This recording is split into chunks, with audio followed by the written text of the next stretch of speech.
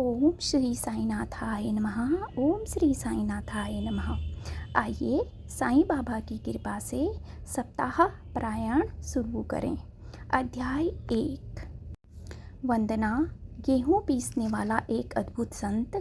गेहूँ पीसने की कथा तथा उसका तात्पर्य।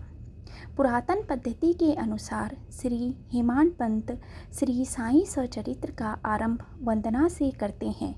प्रथम श्री गणेश को साष्टांग नमन करते हैं, जो कार्य को निर्विघ्न समाप्त कर उसको यशस्वी बनाते हैं, और कहते हैं कि श्री साईं ही गणपति है। फिर भगवती सरस्वती को, जिन्होंने काव्य रचने की प्रेरणा दी, और कहते हैं कि श्री साईं भगवती से भिन्न नहीं है, जो कि स्वयं ही अपना जीवन संगीत बयान कर रहे हैं। फिर ब्रह्मा, विष्णु और महेश, जो क्रमशः उत्पत्ति, स्थिति और संहार करता है, और कहते हैं कि श्री साईं और वे अभिन्न हैं, वे स्वयं ही गुरु बनकर भवसागर से पार उतार देंगे। फिर अपने कुल देवता श्री नारायण आदिनाथ की वंदना करते हैं, जो कि कोंकण में प्रकट हुए। कोंकण वह भूमि है जिसे श्री परशुराम जी ने समुद्र से निकालकर स्थापित किया था। तत्पश्चात वे अपने कुल के आदि पुरुषों को नमन करते हैं। फिर श्री भारद्वाज मुनि को, जिनके गोत्र में उनका जन्म हुआ। पश्चात उन ऋषियों को, जैसे याज्ञवल्क्य, भृगु, पराशर, नारद, वेदव्यास, सनक, सनंदन, सनत कुमार, शुक, शौनक, विश्वामित्र, वशिष्ठ, वामदेव, जैमिनी, वैशंपायन, नवयोगींद्र इत्यादि, तथा आधुनिक संत जैसे निर्वती, ज्ञानदेव, सोपान, मुक्ताबाई, जनार्दन, एकनाथ, नामदेव, तुकाराम, कान्हा, नरहरि आदि को नमन करते हैं। फिर अपने पितामह सदाशिव, पिता रघुनाथ और माता को, जो उनके बचपन में ही गत हो गई थी। फिर अपनी चाची को, जिन्होंने उनका भरण पोषण किया, और अपने प्रिय भ्राता को नमन करते हैं। फिर पाठकों को नमन करते हैं, जिनसे उनकी प्रार्थना है कि वे एकाग्रचित्त होकर कथामृत का पान करें। अंत में वे श्री सच्चिदानंद सद्गुरु श्री साईनाथ महाराज को, जो कि श्री दत्तात्रेय के अवतार और उनके आश्रयदाता हैं, और जो ब्रह्मा, सत्य, जगन मिथ्या का बोध कराकर समस्त प्राणियों में एक ही ब्रह्मा की व्याप्ति की अनुभूति कराते हैं। सर्वश्री पराशर, व्यास और सांडिल्य आदि के समान भक्ति के प्रकारों का संक्षेप में वर्णन कर अब ग्रंथकार महोदय निम्नलिखित कथा का प्रारंभ करते हैं। गेहूँ पीसने की कथा। सन 1910 में मैं एक दिन प्रातःकाल श्री साईं बाबा के दर्शनार्थ मस्जिद गया। वहाँ का विचित्र दृश्य देखकर मेरा आश्चर्य का ठिकाना न रहा कि साईं बाबा मुँह हाथ धोने के पश्चात चक्की पीसने की तैयारी करने लगे। उन्होंने फर्श पर एक टाट का टुकड़ा बिछा, उस पर हाथ से पीसने वाली चक्की रखी। उन्होंने कुछ गेहूं डालकर पीसना आरंभ कर दिया। मैं सोचने लगा कि बाबा के चक्की पीसने से क्या लाभ है। उनके पास तो कोई है भी नहीं, और वे अपना निर्वाह भी भिक्षावृत्ति द्वारा ही करते हैं। इस घटना के समय वहाँ उपस्थित अन्य व्यक्तियों की भी ऐसी ही धारणा थी, परंतु उनसे पूछने का साहस किसे था। बाबा के चक्की पीसने का समाचार शीघ्र ही सारे गांव में फैल गया, और उनकी यह विचित्र लीला देखने हेतु तत्काल ही नर नारियों की भीड़ मस्जिद की ओर दौड़ पड़ी। उनमें से 4 निडर स्त्रियां भीड़ को चीरती हुई ऊपर आई, और बाबा को बलपूर्वक वहां से हटाकर उनके हाथ से चक्की का खूंटा छीनकर तथा उनकी लीलाओं का गायन करते हुए उन्होंने गेहूं पीसना प्रारंभ कर दिया। पहले तो बाबा क्रोधित हुए, परंतु फिर उनका भक्तिभाव देख वे शांत होकर मुस्कुराने लगे। पीसते पीसते उन स्त्रियों के मन में ऐसा विचार आया कि बाबा के न तो घर द्वार है, और न उनके कोई बाल बच्चे हैं, तथा न कोई देखरेख करने वाला ही है। वे स्वयं भिक्षावृत्ति द्वारा ही अपना निर्वाह करते हैं, अतः उन्हें भोजन आदि के लिए आटे की आवश्यकता ही क्या है। बाबा तो परम दयालु हैं, हो सकता है कि यह आटा वे हम सब लोगों में ही वितरण कर दें। इन्हीं विचारों में मग्न रहकर गीत गाते गाते ही उन्होंने सारा आटा पीस डाला। तब उन्होंने चक्की को हटाकर आटे को 4 समान भागों में विभक्त कर लिया, और अपना अपना भाग लेकर वहाँ से जाने को उद्यत हुई। अभी तक शांत मुद्रा में निमग्न बाबा तत्क्षण ही क्रोधित हो उठे और उन्हें अपशब्द कहने लगे। स्त्रियों, क्या तुम पागल हो गई हो? तुम किसके बाप का माल हड़प कर ले जा रही हो? क्या कोई कर्जदार का माल है जो इतनी आसानी से उठाकर लिए जा रही हो? अच्छा, अब एक काम करो, इस आटे को ले जाकर गाँव की मेट सीमा पर बिखेर आओ। मैंने शिरडी वासियों से प्रश्न किया कि जो कुछ बाबा ने अभी किया है, इसका यथार्थ में तात्पर्य क्या है? उन्होंने मुझे बतलाया कि गांव में विसूचिका हैजा का जोरों से प्रकोप है और उसके निवारणार्थ ही बाबा का यह उपचार है।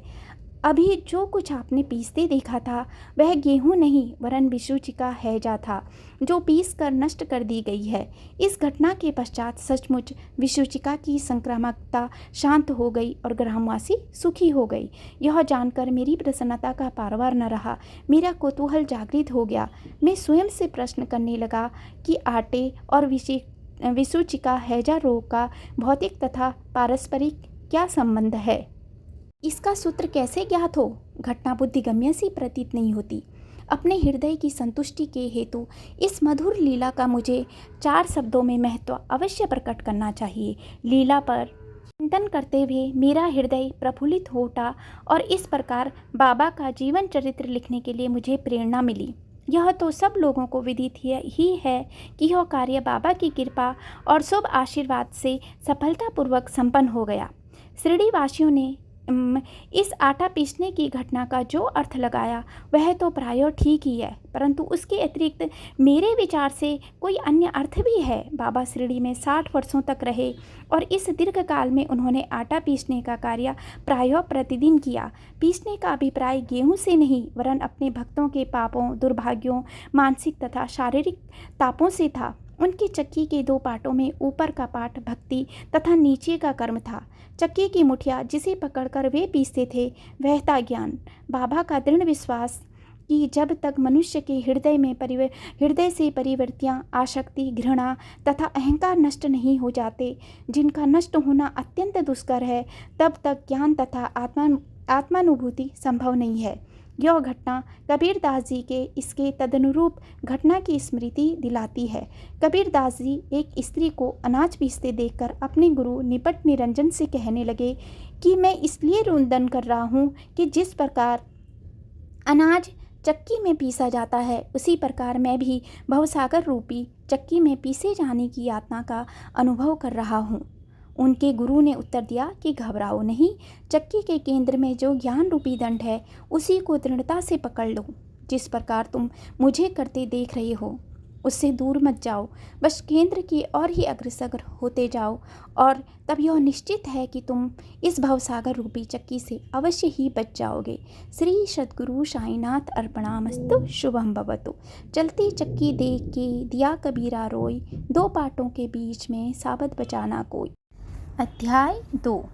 ग्रंथ लेखन का ध्येय, कार्य प्रारंभ में असमर्थता और साहस, गर्मा गर्म बहस, अर्थपूर्ण उपाधि, हेमांड पंत गुरु की आवश्यकता।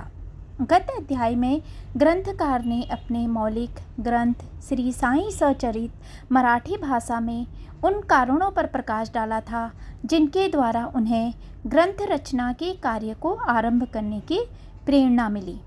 अब वे ग्रंथ पठन के योग्य अधिकारियों तथा अन्य विषयों का इस अध्याय में विवेचन करते हैं। ग्रंथ लेखन का हेतु, किस प्रकार विसूचिका हैजा के रोग के प्रकोप को आटा पिसवाकर तथा उसको ग्राम के बाहर फेंकवाकर रोका तथा उसका उन्मूलन किया।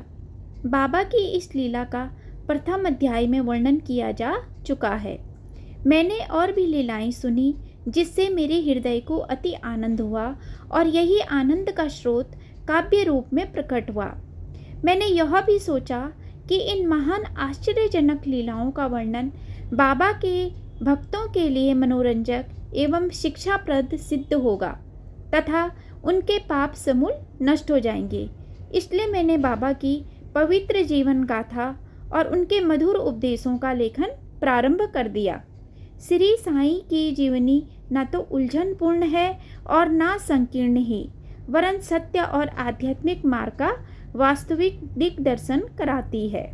कार्य आरंभ करने में असमर्थता और साहस।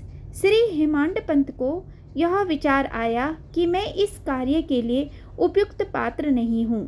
मैं तो अपने परम मित्र की जीवनी से भी भली भांति परिचित नहीं हूँ और ना ही अपनी प्रकृति से। तब फिर मुझ सरीखा मूढ़मती भला एक महान संत पुरुष की जीवनी लिखने का दुस्साहस कैसे कर सकता है। अवतारों की प्रकृति के वर्णन में वेद भी अपनी असमर्थता प्रकट करते हैं। किसी संत का चरित्र समझने के लिए स्वयं को पहले संत होना नितांत आवश्यक है। फिर मैं तो उनका गुणगान करने के सर्वथा अयोग्य ही हूँ।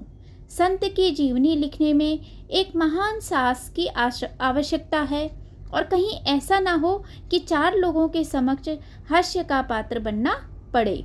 इसीलिए श्री साईं बाबा की कृपा प्राप्त करने के लिए मैं ईश्वर से प्रार्थना करने लगा।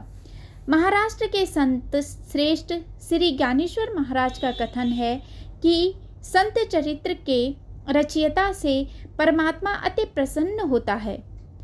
तुलसीदास जी ने भी कहा है कि साधु चरित शुभ सरिस कपासु नीरस विशद गुणमय फल जासु जो सही दुख पर छिद्र दुरावा वंदनीय जेहि जग जस पावा। भक्तों को भी संतों की सेवा करने की इच्छा बनी रहती है। संतों के कार्य पूर्ण करा लेने की प्रणाली भी विचित्र ही है।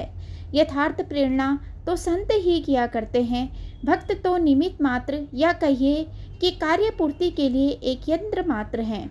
उदाहरणार्थ शक संवत 1700 में कवि महीपति को संत चरित्र लेखन की प्रेरणा हुई। ईश्वर ने संतों में अंतः प्रेरणा पैदा की और कार्य पूर्ण हो गया। इसी प्रकार सन 1800 में श्री दासगणों की सेवा स्वीकार हुई। महीपति ने 4 काव्य रचे, भक्त विजय, संत विजय, भक्त लीलामृत और संत लीलामृत, और दासगणों ने केवल 2 भक्त लीलामृत और संत कथामृत, जिसमें आधुनिक संतों के चरित्रों का वर्णन है। भक्त लीलामृत के अध्याय 31, 32 और 33 तथा संत कथामृत के 47वें अध्याय में श्री साईं बाबा की मधुर जीवनी तथा अमूल्य उपदेशों का वर्णन सुंदर एवं रोचक ढंग से किया गया है। इनका उद्धरण श्री साईं लीला पत्रिका के 11, 12 और 17 में दिया गया है। पाठकों से इनके पठन का अनुरोध है।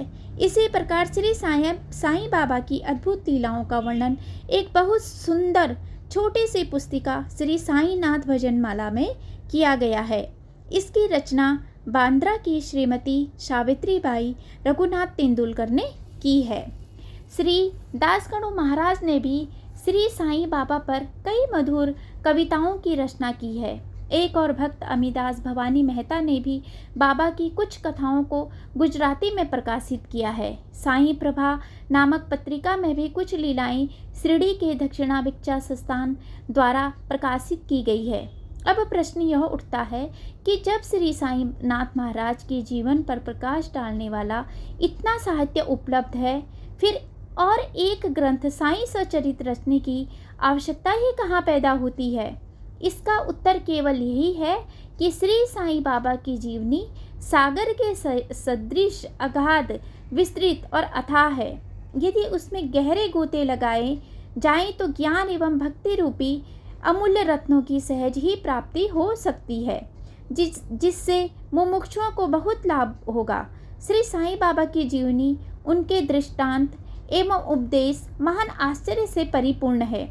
दुख और दुर्भाग्यग्रस्त मानव को इनसे शांति और सुख प्राप्त होगा तथा लोक व परलोक में श्रेयस की प्राप्ति होगी।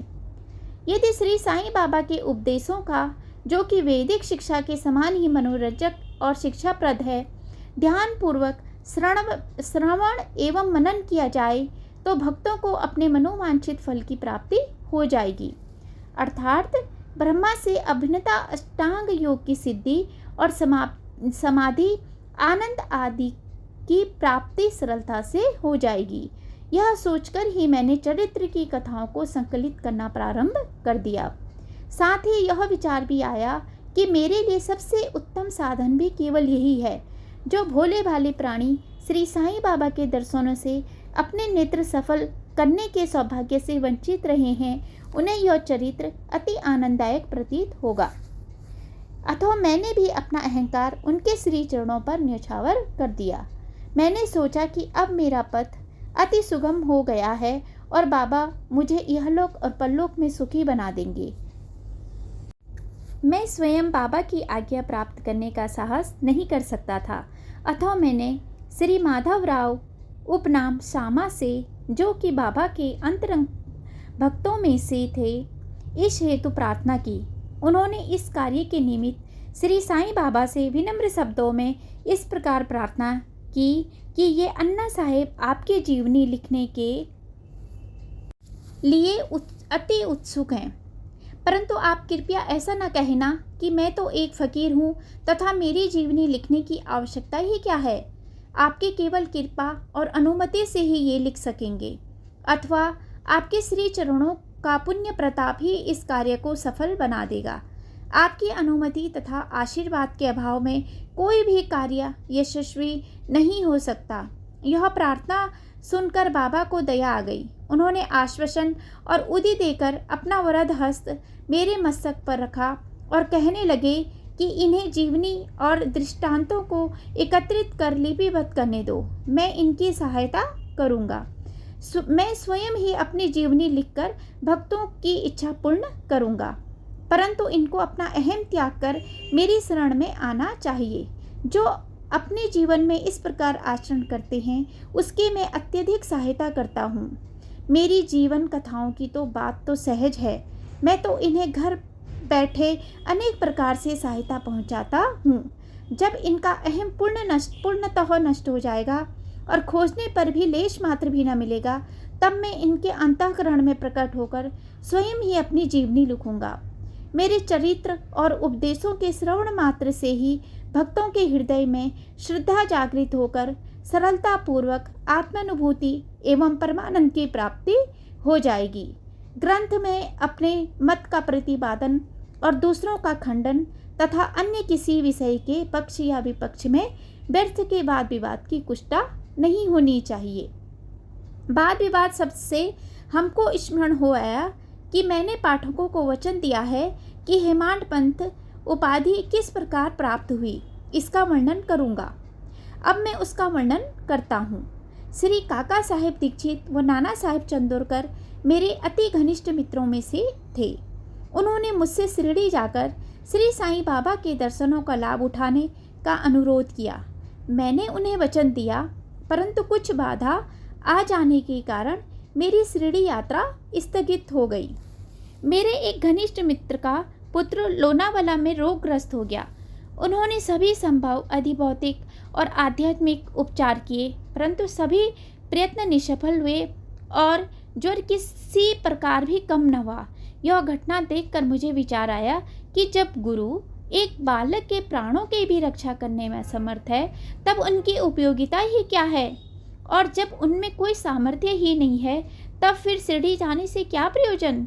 ऐसा सोचकर मैंने इस यात्रा स्थगित कर दी। परंतु जो होना है वह तो होकर ही रहेगा, और वह इस प्रकार हुआ। प्रांताधिकारी नाना साहेब चंदोरकर बसई के दौरे पर जा रहे थे। वे थाना से दादर पहुँचे तथा वसई जाने वाली गाड़ी की प्रतीक्षा करते रहे थे। उसी समय बांद्रा लोकल आ पहुंची, जिसमें बैठकर वे बांद्रा पहुंचे तथा शिरडी यात्रा स्थगित करने के लिए मुझे आड़े हाथों लिया।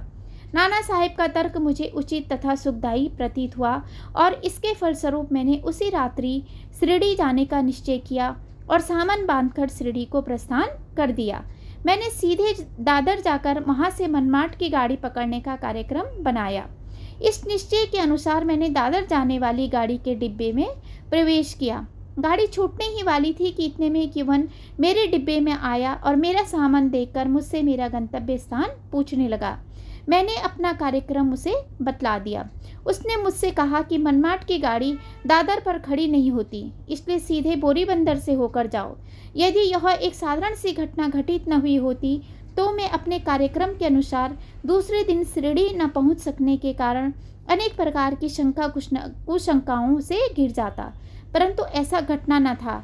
भाग्य ने साथ दिया और दूसरे दिन 9 से 10 बजे के पूर्व ही मैं शिरडी पहुंच गया। यह सन 1910 की बात है, जब प्रवासी भक्तों के ठहरने के लिए साठेवाड़ा ही एकमात्र स्थान था। तांगे से उतरने पर मैं साईं बाबा के दर्शन के लिए बड़ा लालायित था। उसी समय भक्त प्रवर श्री तात्या साहिब नूलकर मस्जिद से लौटे ही थे। उन्होंने बतलाया कि इस समय श्री साईं बाबा मस्जिद के मोड़ पर ही हैं, अभी केवल उनका प्रारंभिक दर्शन ही कर लो और फिर स्नान आदि से निर्वित होने के पश्चात सुविधा से भेंट करके जाना। यह सुनते ही मैं दौड़ कर गया और बाबा की चरण वंदना की। मेरी प्रसन्नता का पारावार न रहा। मुझे क्या नहीं मिल गया था। मेरा शरीर उल्लसित सा हो गया। क्षुधा और तृष्णा की सुधि जाती रही। जिस क्षण से उनके भव विनाशक चरणों का स्पर्श प्राप्त हुआ, मेरे जीवन में एक नूतन आनंद प्रवाह बहने लगा। मैं उनके स्मरण कर उन्हें मानसिक प्रणाम किया करता हूँ। जैसा कि मेरे अनुभव में आया है कि साईं के दर्शन में ही यह विशेषता है कि विचार परिवर्तन, सांसारिक भोगों से वैराग्य बढ़ता जाता है। केवल गत जन्मों के अनेक शुभ संस्कार एकत्रित होने पर ही ऐसा दर्शन प्राप्त होना सुलभ हो सकता है। पाठकों, मैं आपसे शपथ पूर्वक कहता हूँ कि यदि आप श्री साईं बाबा को एक दृष्टि भर कर देख लेंगे तो आपको संपूर्ण विश्व ही साईंमयी दिखलाई पड़ेगा। गर्मागर्म बहस। शिरडी पहुँचने के प्रथम दिन ही बाला साहेब तथा मेरे बीच गुरु की आवश्यकता पर वाद विवाद छिड़ गया। मेरा मत था कि स्वतंत्रता त्याग कर पराधीन क्यों होना तथा जब कर्म करना पड़ता है तब गुरु की आवश्यकता ही कहाँ रही। प्रत्येक को पूर्ण प्रयत्न कर स्वयं को आगे बढ़ाना चाहिए। गुरु शिष्य के लिए करता ही क्या है, वह तो सुख से निद्रा का आनंद लेता है। इस प्रकार मैंने स्वतंत्रता का पक्ष लिया और बाला साहेब ने प्रारब्ध का। उन्होंने कहा कि जो विधि लिखित है वह घटित होकर रहेगा। उसमें उच्च कोटि के महापुरुष भी असफल हो गए हैं। कहावत है, मेरे मन कछु और है, विधाता के कछु और। फिर परामर्श युक्त शब्दों में बोले, भाई साहेब, यह निरी विद्युता छोड़ दो। यह अहंकार तुम्हारा कुछ भी सहायता नहीं कर सकेगा। इस प्रकार दोनों पक्षों के खंडन मंडन में लगभग 1 घंटा व्यतीत हो गया और सदैव की भांति कोई निष्कर्ष न निकला। इसलिए तंग और विवश होकर विवाद स्थगित करना पड़ा। इसका परिणाम यह हुआ कि मेरी मानसिक शांति भंग हो गई तथा मुझे अनुभव हुआ कि जब तक घोर दैहिक बुद्धि और अहंकार न हो तब तक विवाद संभव नहीं। वस्तुतः यह अहंकार ही विवाद की जड़ है। जब अन्य लोगों के साथ मैं मस्जिद गया तब बाबा ने काका साहिब को संबोधित कर प्रश्न किया कि साठेवाड़े में क्या चल रहा था, किस विषय में विवाद था। फिर मेरी ओर दृष्टिपात कर बोले कि इन हेमांड पंत ने क्या कहा। ये शब्द सुनकर मुझे अधिक अचंभा हुआ। साठेवाड़ा और मस्जिद में पर्याप्त अंतर था। सर्वज्ञ या अंतर्यामी हुए बिना बाबा को विवाद का ज्ञान कैसे हो सकता था। मैं सोचने लगा कि बाबा हेमांड पंत के नाम से मुझे क्यों संबोधित करते हैं। यह शब्द तो हेमाद्री पंथ का अपभ्रंश है। हेमाद्री पंत देवगिरी के यादव राजवंशी महाराजा महादेव और रामदेव के विख्यात मंत्री थे। वे उच्च कोटि के विद्वान, उत्तम प्रकृति और चतुर वर्ग चिंतामणि, जिसमें आध्यात्मिक विषयों का विवेचन है, और राजप्रशस्ति जैसे उत्तम काव्यों के रचयिता थे। उन्होंने ही हिसाब किताब रखने की नवीन प्रणाली का आविष्कार किया था और बही खाते की पद्धति को जन्म दिया था। और कहाँ मैं इसके विपरीत एक अज्ञानी मूर्ख और मनमती हूँ, अथवा मेरी समझ में यह न आ सका कि मुझे इस विशेष उपाधि से विभूषित करने का क्या तात्पर्य है। गहन विचार करने पर मैं इस निष्कर्ष पर पहुँचा कि कहीं मेरे अहंकार को चूर्ण करने के लिए ही तो बाबा ने इस अस्त्र का प्रयोग नहीं किया, ताकि मैं भविष्य में सदैव के लिए निराभिमानी एवं विनम्र हो जाऊं। अथवा कहीं यह मेरे वाक चातुर्य के उपलक्ष्य में मेरी प्रशंसा तो नहीं है। भविष्य पर दृष्टिपात करने से प्रतीत होता है कि बाबा के द्वारा हेमांड पंत की उपाधि से विभूषित करना कितना अर्थपूर्ण और भविष्य गोचर था। सर्वविदित है कि कालांतर में दाभोलकर ने श्री साईं बाबा संस्थान का प्रबंध कितने सुचारू एवं विद्वतापूर्ण ढंग से किया था। हिसाब किताब आदि कितने उत्तम प्रकार से रखे तथा साथ ही साथ महाकाव्य साईं सचरित की रचना भी की। इस ग्रंथ में महत्वपूर्ण और आध्यात्मिक विषयों जैसे ज्ञान, भक्ति, वैराग्य, शरणागति व आत्मनिवेदन आदि का समावेश है। गुरु की आवश्यकता। इस विषय में बाबा ने क्या उद्गार प्रकट किए, इस पर हेमांड पंत द्वारा लिखित कोई लेख या स्मृति पत्र प्राप्त नहीं है। परंतु काका साहेब दीक्षित ने इस विषय पर उनके लेख प्रकाशित किए हैं। बाबा से भेंट करने के दूसरे दिन हेमाड पंत और काका साहब ने मस्जिद में जाकर घर लौटने की अनुमति मांगी। बाबा ने भी स्वीकृति दे दी। किसी ने प्रश्न किया, बाबा कहाँ जाएं? उत्तर मिला, ऊपर जाओ। प्रश्न, मार्ग कैसा है? बाबा, अनेक पंथ हैं, यहाँ से भी एक मार्ग है, परंतु यह मार्ग दुर्गम है तथा सिंह और भेड़िए भी मिलते हैं। काका साहेब, यदि पथ प्रदर्शक भी साथ हो तो? बाबा, तब कोई कष्ट न होगा। पथ प्रदर्शक तुम्हारी सिंह, भेड़ियों और खंदकों से रक्षा कर तुम्हें सीधे निर्दिष्ट स्थान पर पहुंचा देगा, परंतु उसके अभाव में जंगल में मार्ग भूलने या गड्ढे में गिर जाने की संभावना है। दाभोलकर जी भी उपयुक्त प्रसंग से के अवसर पर वहां उपस्थित थे। उन्होंने सोचा कि जो कुछ बाबा कह रहे हैं वह गुरु की आवश्यकता क्यों है, इस प्रश्न का उत्तर है। साईं लीला भाग 1 संख्या 5 व पृष्ठ 47 के अनुसार उन्होंने सदा के लिए मन में यह गांठ बांध ली कि अब कभी इस विषय पर वाद विवाद नहीं करेंगे कि स्वतंत्र या परतंत्र व्यक्ति आध्यात्मिक विषयों के लिए कैसा सिद्ध होगा।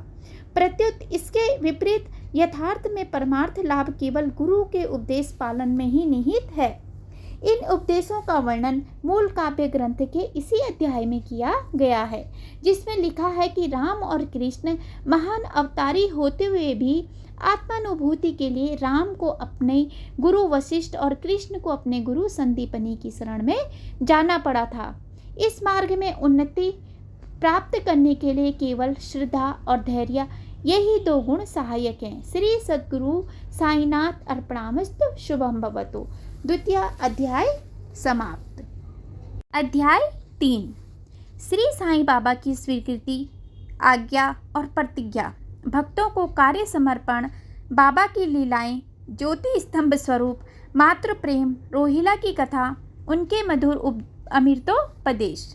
श्री साईं बाबा की स्वीकृति और वचन देना। जैसा कि गत अध्याय में वर्णन किया जा चुका है, बाबा ने सचरित लिखने की अनुमति देते हुए कहा कि सचरित लेखन के लिए मेरी पूर्ण अनुमति है। तुम अपना मन स्थिर कर मेरे वचनों में श्रद्धा रखो और निर्भय होकर कर्तव्य पालन करते रहो।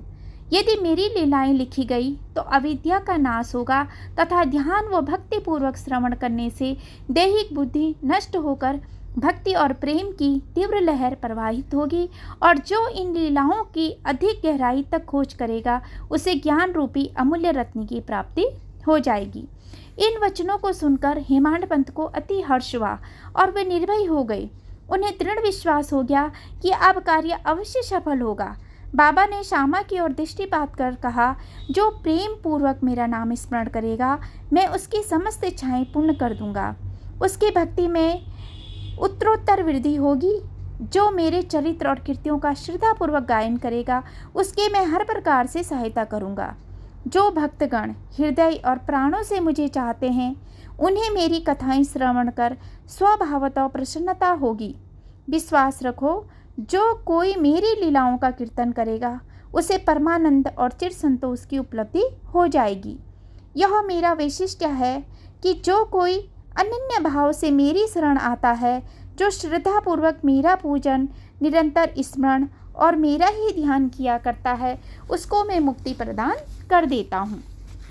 जो नित्य प्रति मेरा नाम स्मरण और पूजन कर मेरी कथाओं और लीलाओं का प्रेम पूर्वक मनन करते हैं, ऐसे भक्तों में सांसारिक वासनाएं और अज्ञान रूपी प्रवृत्तियां कैसे ठहर सकती हैं?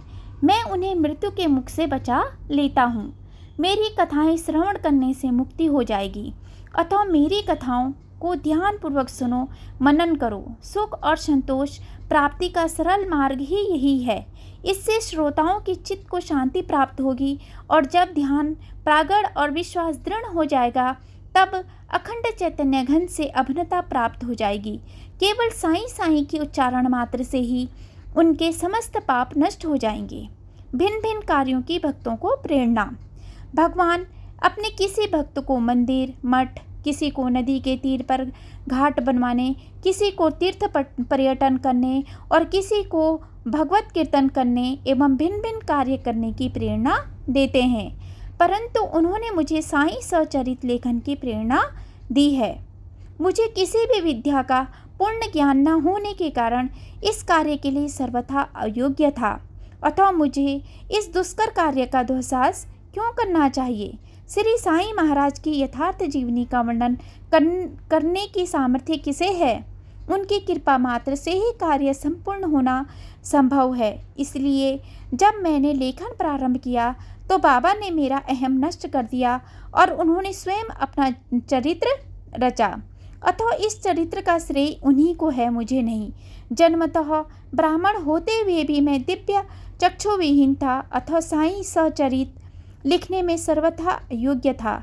परंतु श्री हरि कृपा से क्या असंभव नहीं है। मूक भी वाचल हो जाता है और पंगु भी गिरिवर चढ़ जाता है। अपनी इच्छानुसार कार्य पूर्ण करने की युक्ति वे ही जाने। हारमोनियम और बंसी को यह आभास कहाँ की ध्वनि कैसे प्रसारित हो रही है, इसका ज्ञान तो वादक को ही है। चंद्रकांत मणि की उत्पत्ति और ज्वार भाटे का रहस्य मणि अथवा उदधि नहीं, वरन शशि कलाओं के घटने पड़ने में निहित है। बाबा का चरित्र ज्योति स्तंभ स्वरूप।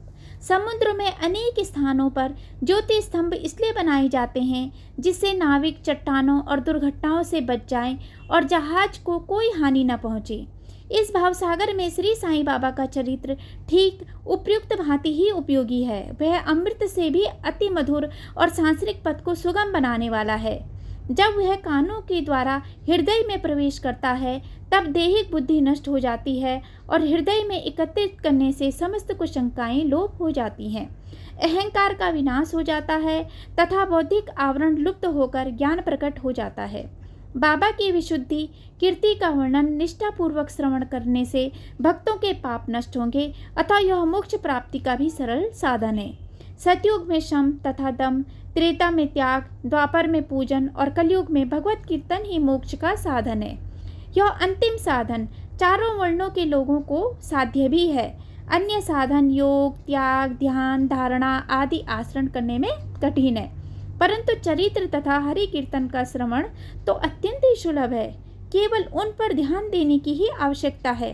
कथा श्रवण और कीर्तन से इंद्रियों की स्वाभाविक विषय शक्ति नष्ट हो जाती है और भक्त वासना रहित होकर आत्म साक्षात्कार की ओर अग्रसर हो जाता है।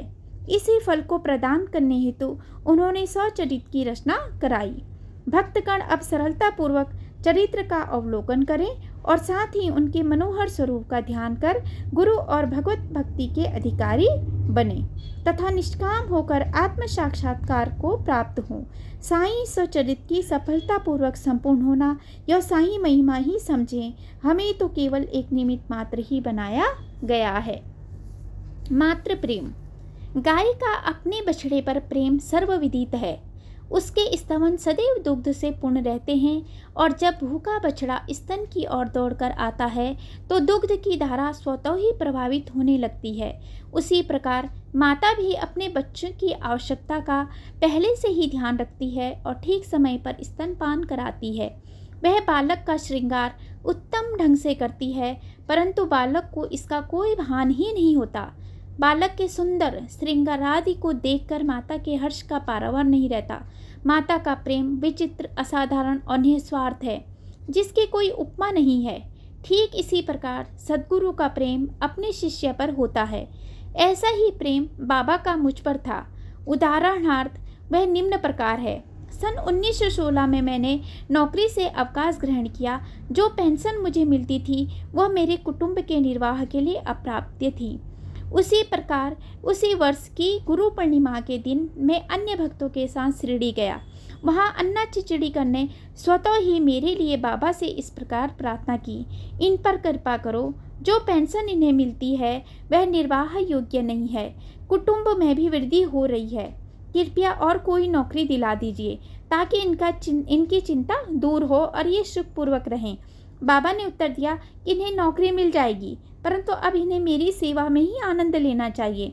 इनकी इच्छाएं सदैव पूर्ण होंगी। इन्हें अपना ध्यान मेरी ओर आकर्षित कर अधार्मिक तथा दुष्ट जनों की संगति से दूर रहना चाहिए। इन्हें सबसे दया और नम्रता का भाव और अंतःकरण से मेरी ही उपासना करनी चाहिए। यदि ये इस प्रकार आचरण कर सके तो नित्यानंद के अधिकारी हो जाएंगे। रोहिला की कथा। यह कथा श्री साईं बाबा के समस्त प्राणियों पर समान प्रेम की सूचक है। एक समय रोहिला जाति का एक मनुष्य शिरडी में आया। वह ऊंचा, पूरा, सुदृढ़ एवं सुगठित शरीर का था। बाबा के प्रेम से मुग्ध होकर वह शिरडी में ही रहने लगा। वह आठों प्रहर अपनी उच्च और कर्कश आवाज में कुरान शरीफ के कलमे पढ़ता और अल्लाह अकबर के नारे लगाता था। शिरडी के अधिकांश लोग खेतों में दिन भर काम करने के पश्चात जब रात्रि में घर लौटते तो रोहिला की कर्कश पुकारें उनका स्वागत करती थी। इस कारण उन्हें रात्रि में विश्राम न मिलता था, जिससे वे अधिक कष्ट और असुविधा का अनुभव करने लगे। कई दिनों तक तो वे मौन रहे, परंतु जब कष्ट असहनीय हो गया तब उन्होंने बाबा के समीप जाकर रोहिला को मनाकर इस उत्पात को रोकने की प्रार्थना की। बाबा ने उन लोगों की इस प्रार्थना पर कोई ध्यान न दिया। इसके विपरीत गांव वालों को आड़े हाथ लेते हुए बोले कि वे अपने कार्य पर ही ध्यान दें और रोहिला की ओर ध्यान न दें। बाबा ने उनसे कहा कि रोहिला की पत्नी बुरे स्वभाव की है और वह रोहिला को तथा मुझे अधिक कष्ट पहुंचाती है, परंतु वह उसके कलमों के समक्ष उपस्थित होने के साहस करने में असमर्थ है और इसी कारण यह शांति और सुख में है। यथार्थ में रोहिला की कोई पत्नी न थी। बाबा का संकेत केवल कुविचारों की ओर था। अन्य विषयों की अपेक्षा बाबा प्रार्थना और ईश्वराराधना को महत्व देते थे। अतः उन्होंने रोहिला के पक्ष का समर्थन कर ग्रामवासियों को शांतिपूर्वक थोड़े समय तक उत्पात सहन करने का परामर्श दिया। बाबा के मधुर अमृतोपदेश। एक दिन दोपहर के आरती के पश्चात भक्तगण अपने घर को लौट रहे थे। तब बाबा ने निम्नलिखित अति सुंदर उपदेश किए। तुम चाहे कहीं भी रहो, जो इच्छा हो सो करो, परंतु यह सदैव स्मरण रखो कि जो कुछ तुम करते हो वह सब मुझे ज्ञात है। मैं ही समस्त प्राणियों का प्रभु और घट घट में व्याप्त हूँ। मेरे ही उदर में समस्त जड़ व चेतन प्राणी समाये हुए हैं। मैं ही समस्त ब्रह्मांड का नियंत्रण करता व संचालक करता हूँ। मैं ही उत्पत्ति, स्थिति व संहारक करता हूँ। मेरी भक्ति करने वालों को कोई हानि नहीं पहुँचा सकता। मेरे ध्यान की उपेक्षा करने वाला माया के पास में फंस जाता है। समस्त जंतु, चींटियां तथा दृश्यमान, परिवर्तनमान और स्थायी विश्व मेरे ही स्वरूप हैं। इस सुंदर तथा अमूल्य उपदेश को श्रवण कर मैंने तुरंत यह दृढ़ निश्चय कर लिया कि अब भविष्य में अपने गुरु के अतिरिक्त अन्य किसी मानव की सेवा न करूँगा। तुझे नौकरी मिल जाएगी। बाबा के इन वचनों का विचार मेरे मस्तिष्क में बार बार चक्कर काटने लगा। मुझे विचार आने लगा, क्या सचमुच ऐसा घटित होगा? बाबा की घटनाओं से स्पष्ट है कि बाबा के वचन सत्य निकले और मुझे अल्पकाल के लिए एक नौकरी मिल गई। इसके पश्चात मैं स्वतंत्र होकर एक चित्त से जीवन पर्यंत बाबा की सेवा करता रहा। इस अध्याय को समाप्त करने से पूर्व मेरे पाठकों से विनम्र प्रार्थना है कि वे समस्त बाधाएं जैसे आलस्य, निद्रा, मन की चंचलता व इंद्रिया आसक्ति दूर कर और एक चित्त हो अपना ध्यान बाबा की लीलाओं की ओर कर दे और स्वाभाविक प्रेम निर्माण कर भक्ति रहस्य को जाने तथा अन्य साधनाओं में व्यर्थ श्रमित न हो। उन्हें केवल एक सुगम उपाय का पालन करना चाहिए और वह है श्री साईं लीलाओं का श्रवण। इससे उनका अज्ञान नष्ट होकर मोक्ष का द्वार खुल जाएगा।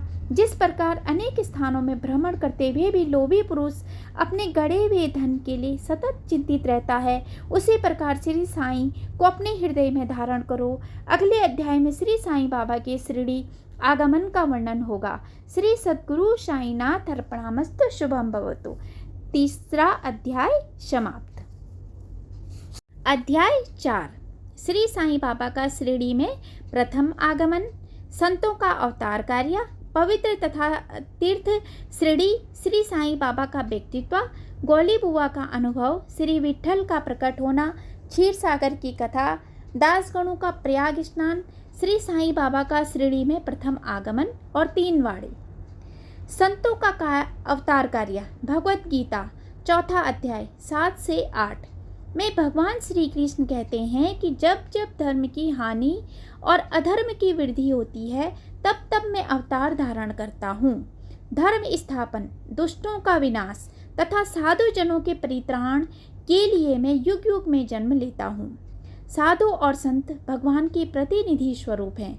वे उपयुक्त समय पर प्रकट होकर अपनी कार्य प्रणाली द्वारा अपना अवतार पूर्ण अवतार कार्य पूर्ण करते हैं।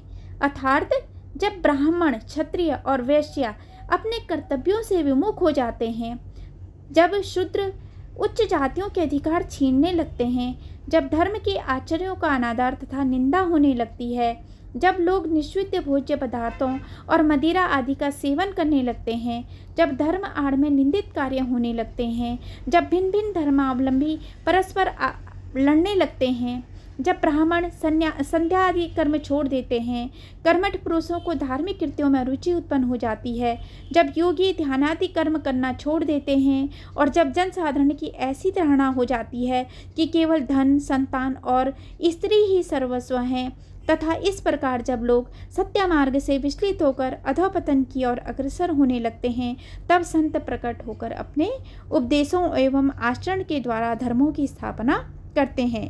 वे समुद्र के ज्योति स्तंभ की तरह हमारा उचित मार्गदर्शन करते तथा सत्य पथ पर चलने के लिए प्रेरित करते हैं। इसी मार्ग पर अनेक संत निर्वतीनाथ, ज्ञानदेव, मुक्ताबाई, नामदेव, गोरा, गोड़ई, एकनाथ, तुकाराम, नरहरि, नरसिंह भाई, सजन कसाई, सामवंता माली और रामदास तथा कई अन्य संत सत्य मार्ग का दिग्दर्शन कराने हेतु भिन्न भिन्न अवसरों पर प्रकट हुए और इन सब के पश्चात शिरडी में श्री साईं बाबा का अवतार हुआ। पवित्र तीर्थ शिरडी अहमदनगर जिले में गोदावरी के तट बड़े ही भाग्यशाली हैं, जिन पर अनेक संतों ने जन्म धारण किया और अनेकों ने वहां आश्रय पाया। ऐसे संतों में श्री ज्ञानेश्वर महाराज प्रमुख थे। शिरडी अहमदनगर जिले के राहता तालुका में है। गोदावरी नदी पार करने के पश्चात मार्ग सीधा शिरडी को जाता है। 8 मील चलने पर जब आप नीम गांव पहुंचेंगे तो वहां से शिरडी दृष्टिगोचर होने लगती है। कृष्णा नदी के तट पर अन्य तीर्थ स्थान गणगापुर, नरसिंहवाणी और औदम्बुर के समान ही शिरडी भी प्रसिद्ध तीर्थ है।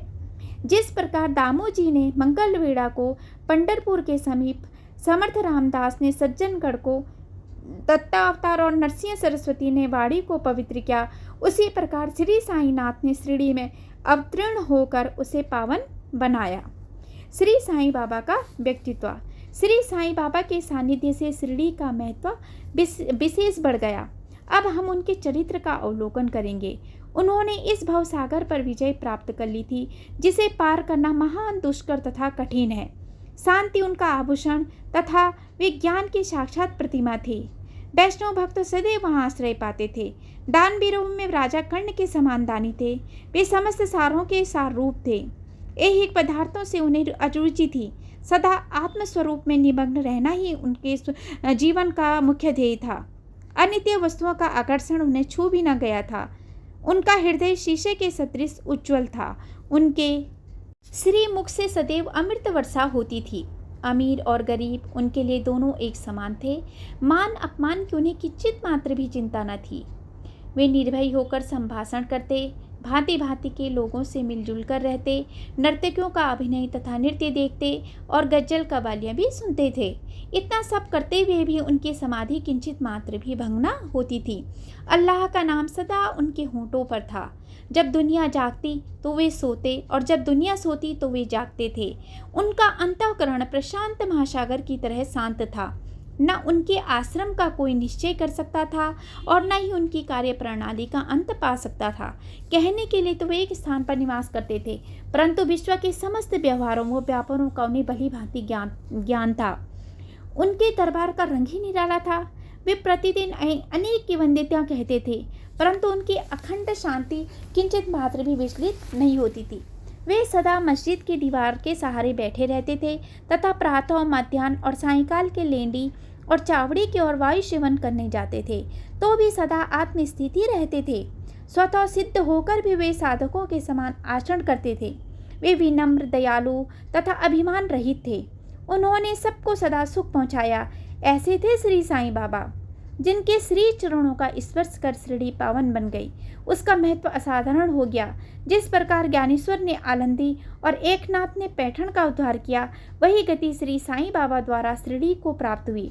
शिरडी के फूल, पत्ते, कंकड़ और पत्थर भी धन्य है, जिन्हें श्री साईं चरणामुंजों का चुंबन तथा उनकी चरण रज मस्तक पर धारण करने का सौभाग्य प्राप्त हुआ।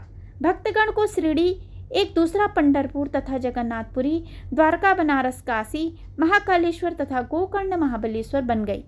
श्री साईं का दिग्दर्शन करना ही भक्तों का वेद मंत्र था, जिसके परिणाम स्वरूप आसक्ति घटती और आत्मदर्शन का पथ सुगम होता था। उनका श्री दर्शन ही योग साधना था और उनसे वार्तालाप करने से समस्त पाप नष्ट हो जाते थे। उनका पाद सेवन करना ही त्रिवेणी प्रयाग स्नान के समान था तथा चरणामृत पान करने के मात्र से ही समस्त इच्छाओं की तृप्ति होती थी। उनकी आज्ञा हमारे लिए वेद सदृश थी।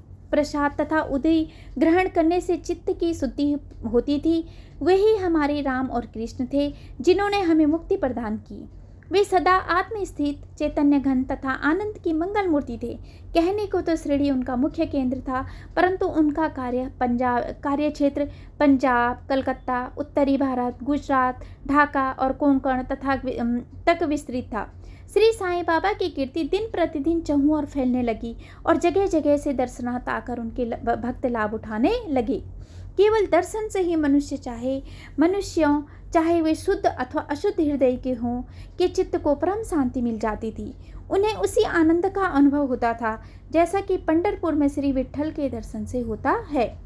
यह कोई अतिशयोक्ति नहीं है। देखिए, एक भक्त ने यही अनुभव पाया है। गौली बुआ, लगभग 95 वर्ष के वयोवृद्ध भक्त जिनका नाम गौली बुआ था, पंडरी के एक वारकरी थे। वे 8 मास पंढरपुर तथा 4 मास आषाढ़ से कार्तिक तक गंगा तट पर निवास करते थे। सामान ढोने के लिए वे एक गधे को अपने पास रखते और एक शिष्य भी सदैव उनके साथ रहता था। वे प्रतिवर्ष वारी लेकर पंढरपुर जाते और लौटते समय श्री साईं बाबा के दर्शनार्थ शिरडी आते थे। बाबा का उन पर अगाध प्रेम था।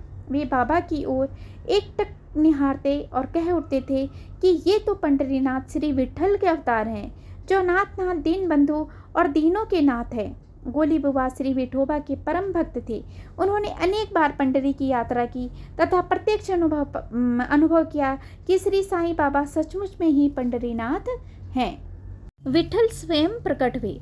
श्री साईं बाबा के ईश्वर चिंतन और भजन में विशेष अभिरुचि थी। वे सदैव अल्लाह मालिक पुकारते तथा भक्तों से कीर्तन सप्ताह करवाते थे।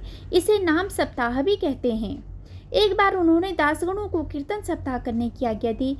दासगणों ने बाबा से कहा कि आपकी आज्ञा मुझे शिरोधार्य है, परंतु इस बात का आश्वासन मिलना चाहिए कि सप्ताह के अंत में विट्ठल अवश्य प्रकट होंगे। परंतु साथ ही भक्तों में श्रद्धा व तीव्र उत्सुकता का होना भी अनिवार्य है। ठाकुर नाथ की डंकपुरी, विट्ठल की पंडरी, रणछोड़ की द्वारका यही तो है। किसी को दूर जाने की आवश्यकता नहीं है। क्या विट्ठल कहीं बाहर से आएंगे? वे तो यहीं विराजमान है। जब भक्तों में प्रेम और भक्ति का स्रोत प्रभावित होगा तो विट्ठल स्वयं ही यहाँ प्रकट हो जाएंगे। सप्ताह समाप्त होने के बाद विट्ठल भगवान इस प्रकार प्रकट हुए। काका साहेब दीक्षित सदैव की भांति स्नान करने के पश्चात जब ध्यान करने को बैठे तो उन्हें विट्ठल के दर्शन हुए। दोपहर के समय जब वे बाबा के दर्शनार्थ मस्जिद पहुंचे तो बाबा ने उनसे पूछा, क्यों विट्ठल पाटिल आए थे ना? वे बहुत चंचल हैं, उनको दृढ़ता से पकड़ लो। यदि थोड़ी भी असावधानी की तो वे बचकर निकल जाएंगे। यह प्रातःकाल की घटना थी और दोपहर के समय उन्हें पुनः दर्शन हुए। उसी दिन एक चित्र बेचने वाला विठोबा के 25 से 30 चित्र लेकर वहां बेचने आया। यह चित्र ठीक वैसे ही था जैसा कि काका साहेब दीक्षित को ध्यान में दर्शन में हुए थे। चित्र देखकर बाबा के शब्दों का स्मरण कर काका साहेब को बड़ा विस्मय और प्रसन्नता हुई। उन्होंने एक चित्र सहर्ष खरीद लिया और उसे अपने देवघर में प्रतिष्ठित कर दिया।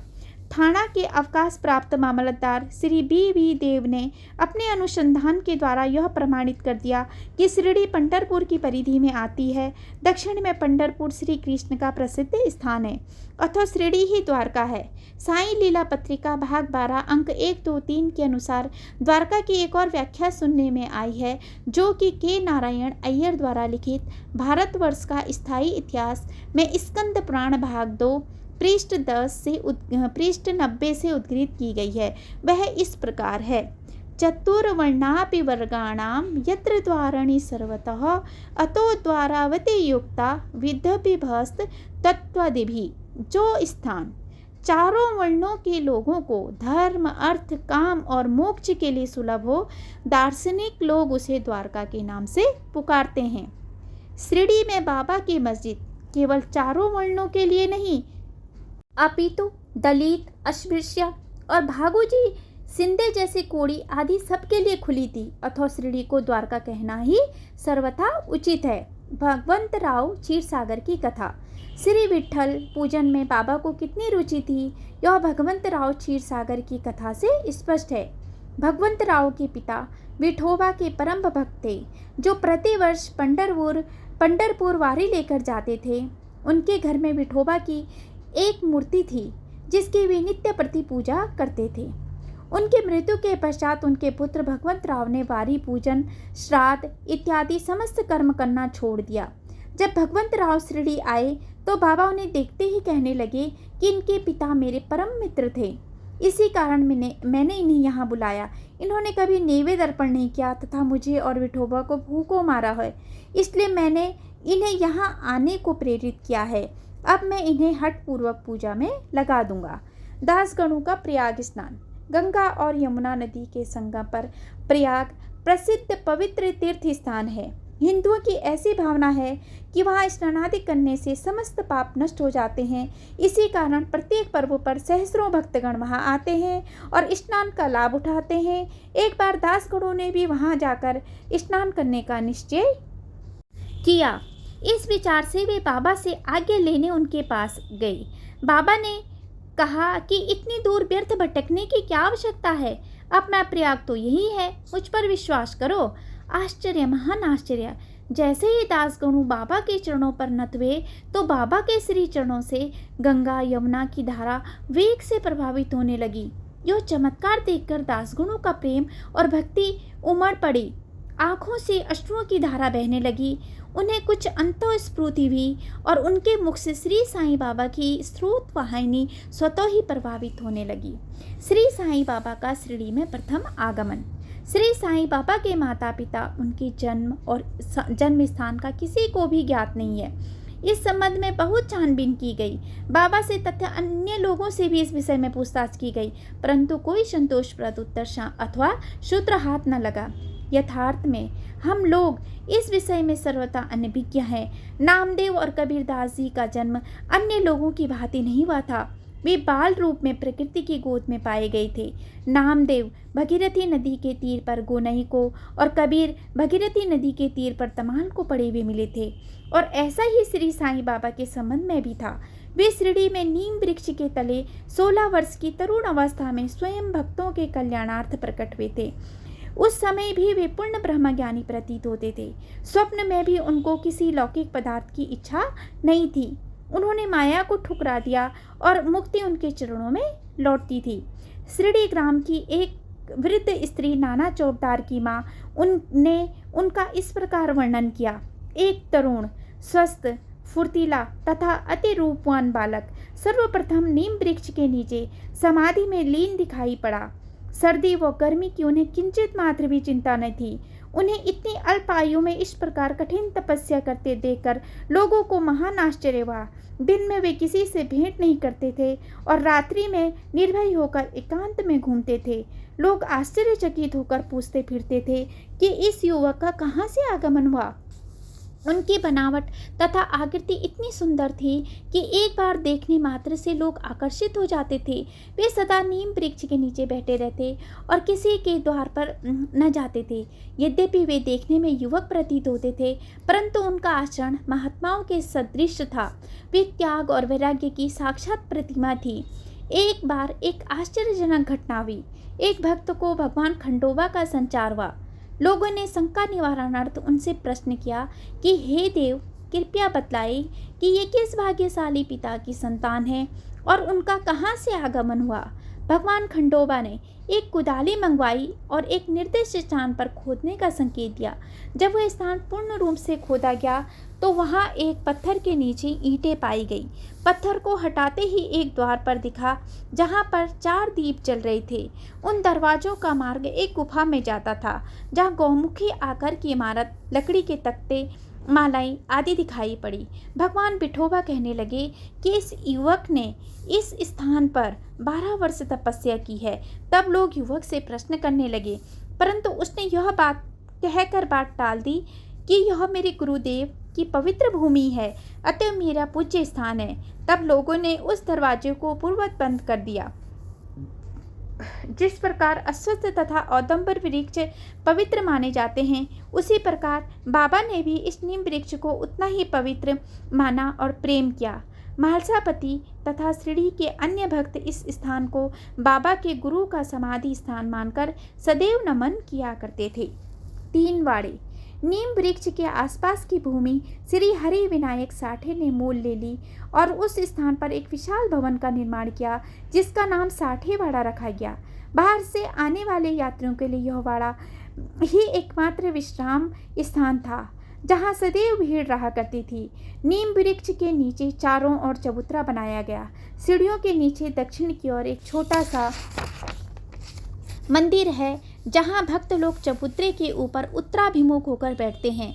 ऐसा विश्वास किया जाता है कि जो भक्त गुरुवार तथा शुक्रवार की संध्या को वहां धूप, अगरबत्ती आदि सुगंधित पदार्थ जलाते हैं, वे इस कृपा से सदैव सुखी होंगे। यह बाड़ा बहुत पुराना तथा जीर्ण शीर्ण स्थिति में था तथा इसके जीर्णोद्धार की नितांत आवश्यकता थी, जो संस्थान द्वारा पूर्ण करा दी गई। कुछ समय के पश्चात एक दूसरे वाड़े का निर्माण हुआ, जिसका नाम दीक्षित वाड़ा रखा गया। काका साहेब दीक्षित कानूनी सलाहकार जब इंग्लैंड में थे, तब वहां उन्हें किसी दुर्घटना से पैर में चोट आ गई। उन्होंने अनेक उपचार किए, परंतु पैर अच्छा न सका। नाना साहेब चांदोरकर ने उन्हें बाबा की कृपा प्राप्त करने का परामर्श दिया, इसलिए उन्होंने सन 1909 में बाबा के दर्शन किए। उन्होंने बाबा से पैर के बदले अपने मन की पंगुता दूर करने की प्रार्थना की। बाबा के दर्शन से उन्हें इतना सुख प्राप्त हुआ कि उन्होंने स्थायी रूप से शिरडी में रहना स्वीकार कर लिया और इसी कारण उन्होंने अपने तथा भक्तों के हेतु एक वाड़े का निर्माण कराया। इस भवन का शिलान्यास दिनांक 9/12/1910 को किया गया। उसी दिन अन्य 2 विशेष घटनाएं घटित हुई। श्री दादा साहेब खारपटे को घर वापस लौटने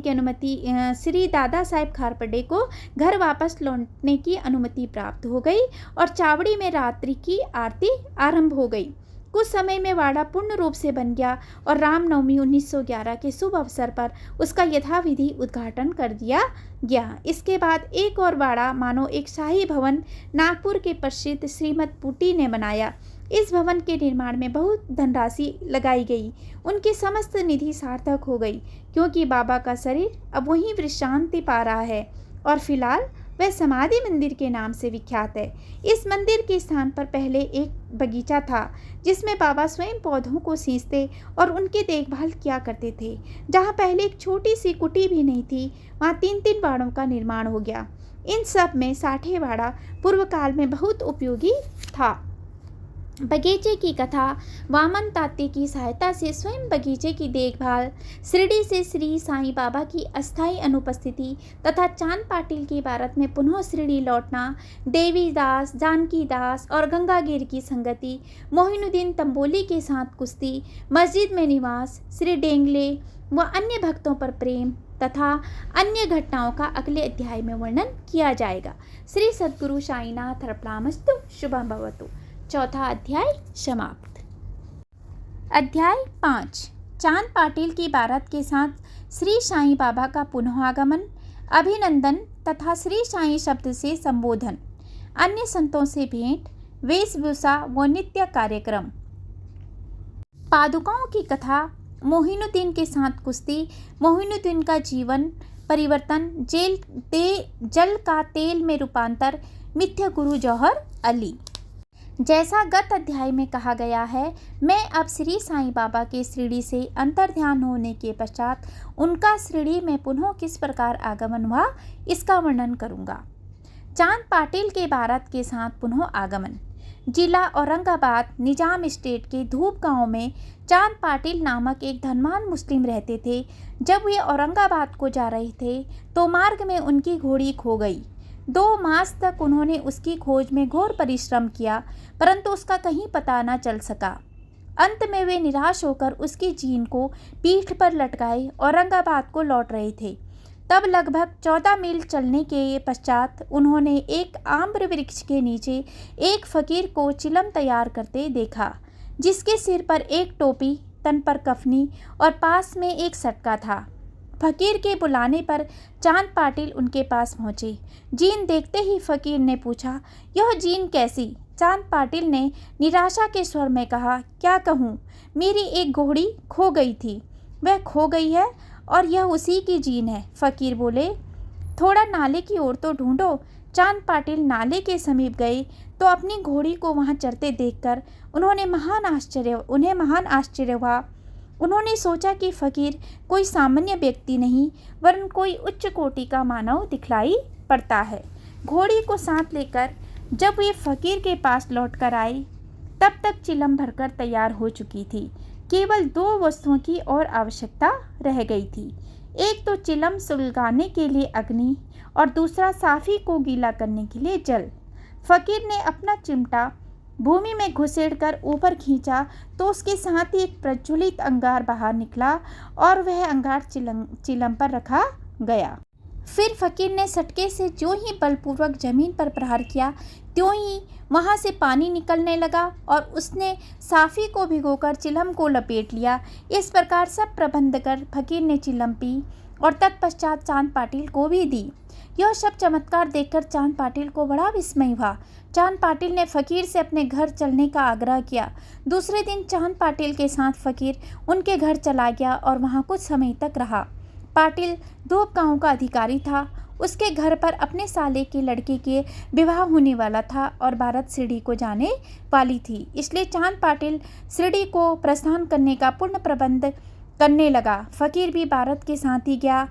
विवाह निर्विघ्न समाप्त हो गया और बारात कुशलतापूर्वक धूप गांव को लौट आई, परंतु फकीर शिरडी में ही रुक गया और जीवन पर्यंत वहीं रहा। फकीर को साईं नाम कैसे प्राप्त हुआ?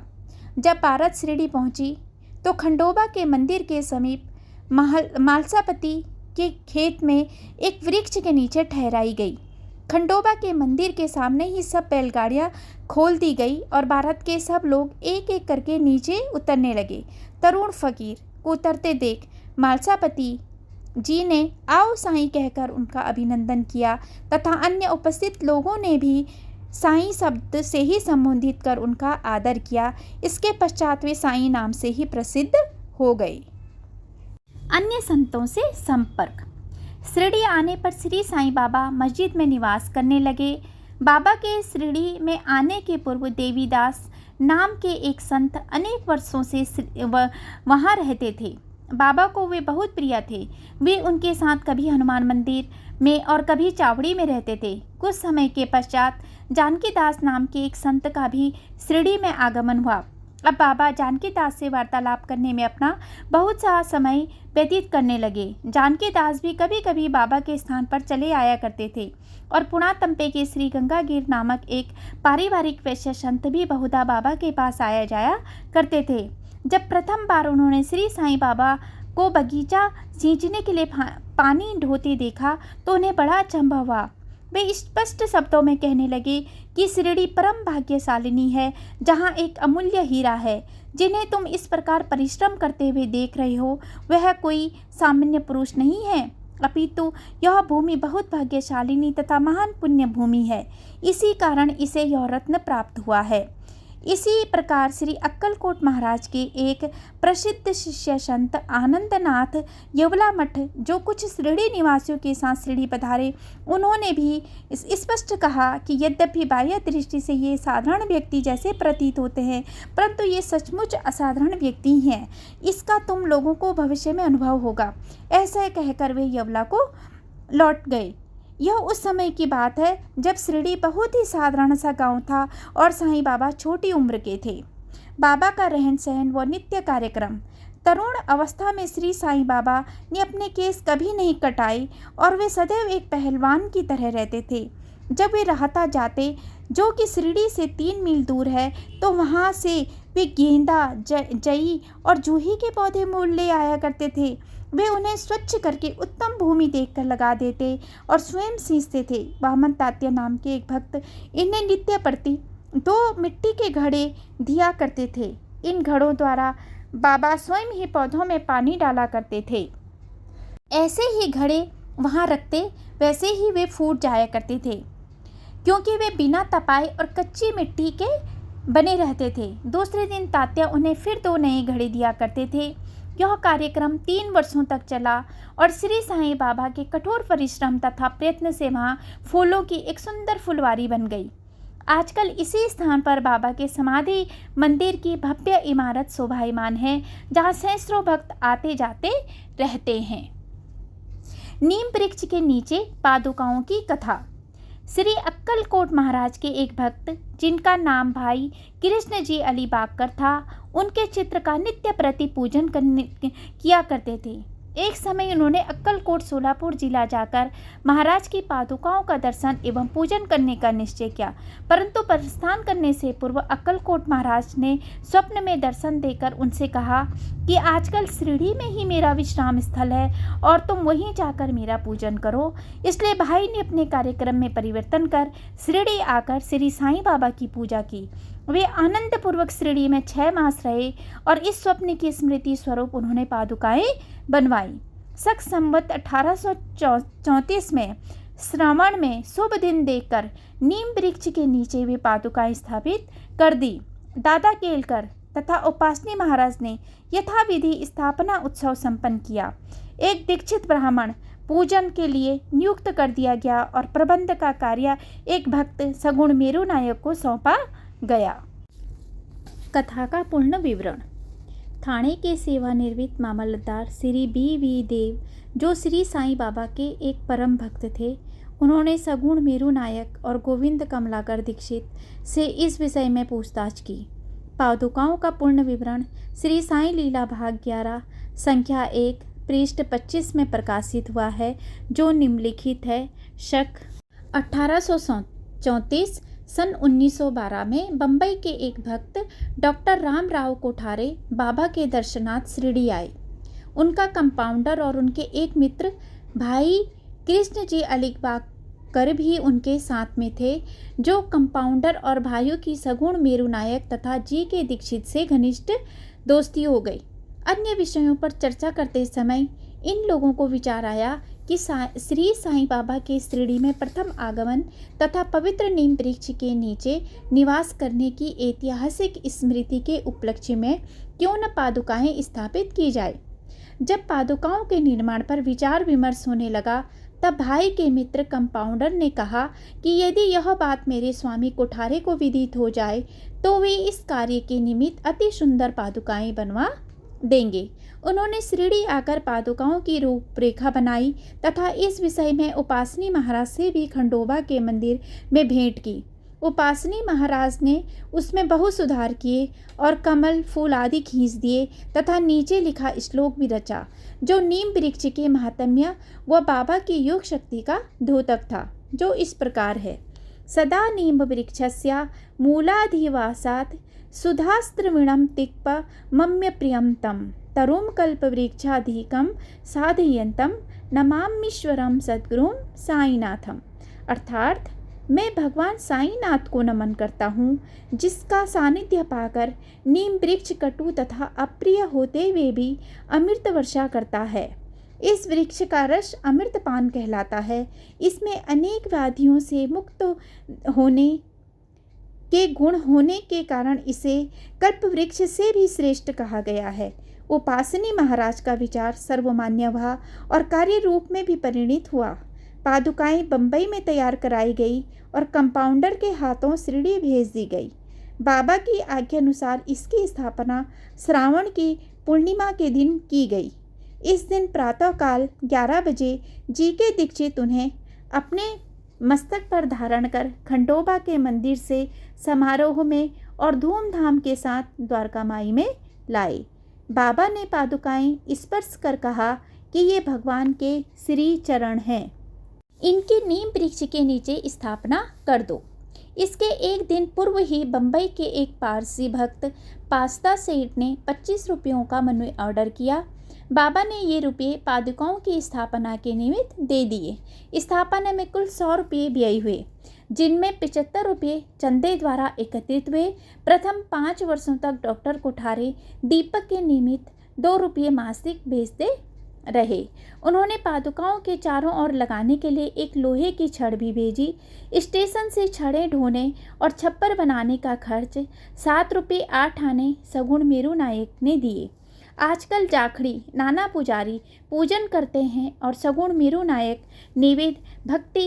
नैवेद्य अर्पण करते तथा संध्या को दीपक जलाते हैं। भाई कृष्ण जी पहले अक्कलकोट महाराज के शिष्य थे। अक्कलकोट जाते हुए वे सक 1834 में पादुका स्थापना के शुभ अवसर पर शिरडी आए और दर्शन करने के पश्चात जब उन्होंने बाबा से अक्कलकोट प्रस्थान करने की आज्ञा मांगी, तब बाबा कहने लगे, अरे अक्कलकोट में क्या है, तुम वहाँ व्यर्थ क्यों जाते हो?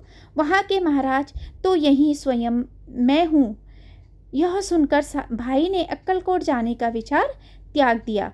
पादुकाएं स्थापित होने के पश्चात वे बहुधा शिरडी आया करते थे। श्री बी देव ने अंत में ऐसा लिखा है कि इन सब बातों का विवरण हेमांड पंत को विदित नहीं था, अन्यथा वे श्री साईं सचरित में लिखना कभी नहीं भूलते।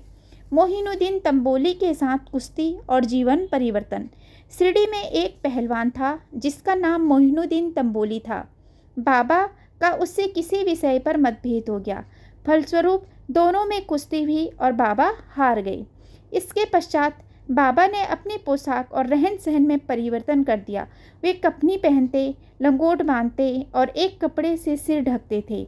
वे आसन तथा शयन के लिए एक टाट का टुकड़ा काम में लाते थे। इस प्रकार फटे पुराने चिथड़े पहनकर वे बहुत संतुष्ट प्रतीत होते थे। वे सदैव यही कहा करते थे कि गरीबी अव्वल बादशाही, अमीरी से लाख सवाई, गरीबों का अल्लाह भाई। गंगाकीर को भी कुश्ती से बड़ा अनुराग था। एक समय जब वह कुश्ती लड़ रहा था, तब इसी प्रकार उसको भी त्याग की भावना जागृत हुई। इसी उपयुक्त अवसर पर उसे देववाणी सुनाई दी, भगवान के साथ खेल में अपना शरीर लगा देना चाहिए। इस कारण वह संसार छोड़ आत्मानुभूति की ओर झुक गया। पुणातंबे के समीप एक मठ स्थापित कर वह अपने शिष्यों सहित वहां रहने लगा। श्री साईं बाबा लोगों से न मिलते और न ही वार्तालाप करते थे। जब कोई उनसे कुछ प्रश्न करता तो वे केवल उतना ही उत्तर देते थे। दोनों के समय, दिन के समय वे नीम वृक्ष के नीचे विराजमान रहते थे। कभी कभी वे गांव की मेड़ पर नाले के किनारे एक बबूल वृक्ष की छाया में भी बैठे रहते थे और संध्या को अपनी इच्छानुसार कहीं भी वायु सेवन के लिए निकल जाया करते थे। नीम गांव में वे बहुधा बाला साहेब डेंगले के घर जाया करते थे। बाबा श्री बाला साहेब को बहुत प्यार करते थे। उनके छोटे भाई, जिसका नाम नाना साहेब था, कि द्वितीय विवाह करने पर भी उनको कोई संतान न थी। बाला साहेब ने नाना साहेब को श्री साईं बाबा के दर्शनार्थ शिरडी भेजा। कुछ समय के पश्चात उनकी श्री कृपा से नाना साहिब के यहाँ एक पुत्र रत्न हुआ। इसी समय से बाबा के दर्शनार्थ लोगों के अधिक संख्या में आना प्रारंभ हो गया तथा उनकी कीर्ति भी दूर दूर तक फैलने लगी। अहमदनगर में भी उनकी अधिक प्रसिद्धि हो गई। तभी से नाना साहिब चांदोरकर, केशव चिदंबर तथा अन्य कई भक्तों का शिरडी में आगमन होने लगा। बाबा दिन भर अपने भक्तों से घिरे रहते और रात्रि में जीर्ण शीर्ण मस्जिद में शयन किया करते थे। इस समय बाबा के पास कुल सामग्री चिलम, तंबाकू, एक टमरेल, एक लंबी कफनी, सिर के चारों ओर लपेटने का कपड़ा और एक सटका था, जिसे वे सदैव अपने पास रखते थे। सिर पर सफ़ेद कपड़े का एक टुकड़ा वे सदा इस प्रकार बांधते थे कि उसका एक छोर बाएं कान पर से पीठ पर गिरता हुआ ऐसा प्रतीत होता था मानो बालों का जूड़ा हो। हफ्तों तक वे इन्हें स्वच्छ नहीं करते। पैरों में कोई जूता या चप्पल भी नहीं पहनते थे।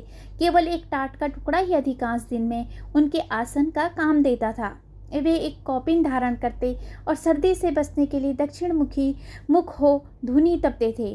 वे धुनी में लकड़ी के टुकड़े डाला करते थे तथा अपना अहम इच्छाओं और समस्त विषयों आसक्तियों की उसमें आहुति कर दिया करते थे। वे अल्लाह मालिक का सदा उच्चारण किया करते थे। जिस मस्जिद में वे पधारे थे उसमें केवल 2 कमरों के बराबर लंबी जगह थी और यहीं सब भक्त उनके दर्शन करते थे। 1912 के पश्चात कुछ परिवर्तन हुआ। पुरानी मस्जिद का जीर्णोद्धार हो गया और उसमें एक फर्श भी बनाया गया। मस्जिद में निवास करने के पूर्व बाबा दीर्घकाल तक ताकिया में रहे। वे पैरों में घुंघरू बांधकर प्रेम विभोर होकर सुंदर नृत्य व गायन भी किया करते थे। जल का तेल में परिवर्तन। बाबा को प्रकाश से बड़ा अनुराग था। वे संध्या समय दुकानदारों से भिक्षा में तेल मांग लाते थे तथा दीपमालाओं से मस्जिद को सजाकर रात्रि भर दीपक जलाया करते थे। यह क्रम कुछ दिनों तक ठीक इसी प्रकार चलता रहा। अब बनिए तंग आ गई और उन्होंने संगठित होकर निश्चय किया कि आज कोई उन्हें तेल की भिक्षा न दे। नित्य नियम अनुसार जब बाबा तेल मांगने पहुँचे तो प्रत्येक स्थान पर उनका नकारात्मक उत्तर से स्वागत हुआ। किसी से कुछ कहे बिना बाबा मस्जिद को लौटाए और सूखी बातियाँ दियों में डाल दी। बन्नी तो बड़े उत्सुक थे होकर उन पर दृष्टि जमाए हुए थे। बाबा ने टमरेल उठाया जिसमें बिल्कुल थोड़ा सा तेल था। उन्होंने उसमें पानी मिलाया और वह तेल मिश्रित जल पी गए। उन्होंने उसे पुनः टीन पॉट में उगल दिया और वही तेल या पानी दियों में डालकर उन्हें जला दिया। उत्सुक बनियों ने जब दीपकों को पूर्ववत रात्रि भर जलते देखा तब उन्हें अपने किए पर बड़ा दुख हुआ और उन्होंने बाबा से क्षमा याचना की। बाबा ने उन्हें क्षमा कर भविष्य में सत्य व्यवहार रखने के लिए सावधान किया। मिथ्या गुरु जौहर अली। उपयुक्त वर्णित कुश्ती के 5 वर्ष पश्चात जौहर अली नाम के एक फकीर अपने शिष्यों के साथ राहता आए। वे वीरभद्र मंदिर के समीप एक मकान में रहने लगे। फकीर विद्वान था। कुरान की आयतें उसे कंठस्थ थी। उसका कंठ मधुर था। गांव के बहुत से धार्मिक और श्रद्धालु जन उसके पास आने लगे और उसका यथा योग्य आदर होने लगा। लोगों से आर्थिक सहायता प्राप्त कर उसने वीरभद्र मंदिर के पास एक ईदगाह बनाने का निश्चय किया। इस विषय को लेकर कुछ झगड़ा हो गया, जिसके फलस्वरूप जौहर अली राहता छोड़ शिरडी आए और बाबा के साथ मस्जिद में निवास करने लगा। उसने अपनी मधुर वाणी से लोगों का मन जीत लिया। वह बाबा को भी अपना शिष्य बताने लगा। बाबा ने कोई आपत्ति नहीं की और उसका शिष्य होना स्वीकार कर लिया। तब गुरु और शिष्य दोनों पुनः राहता में आकर रहने लगे। गुरु शिष्य की योग्यता से अनभिज्ञ था, परंतु शिष्य गुरु के दोषों से पूर्ण परिचित था। इतने पर भी बाबा ने कभी उसका नादार नहीं किया और पूर्ण लगन से अपना कर्तव्य निभाते रहे और उसकी अनेक प्रकार से सेवा की।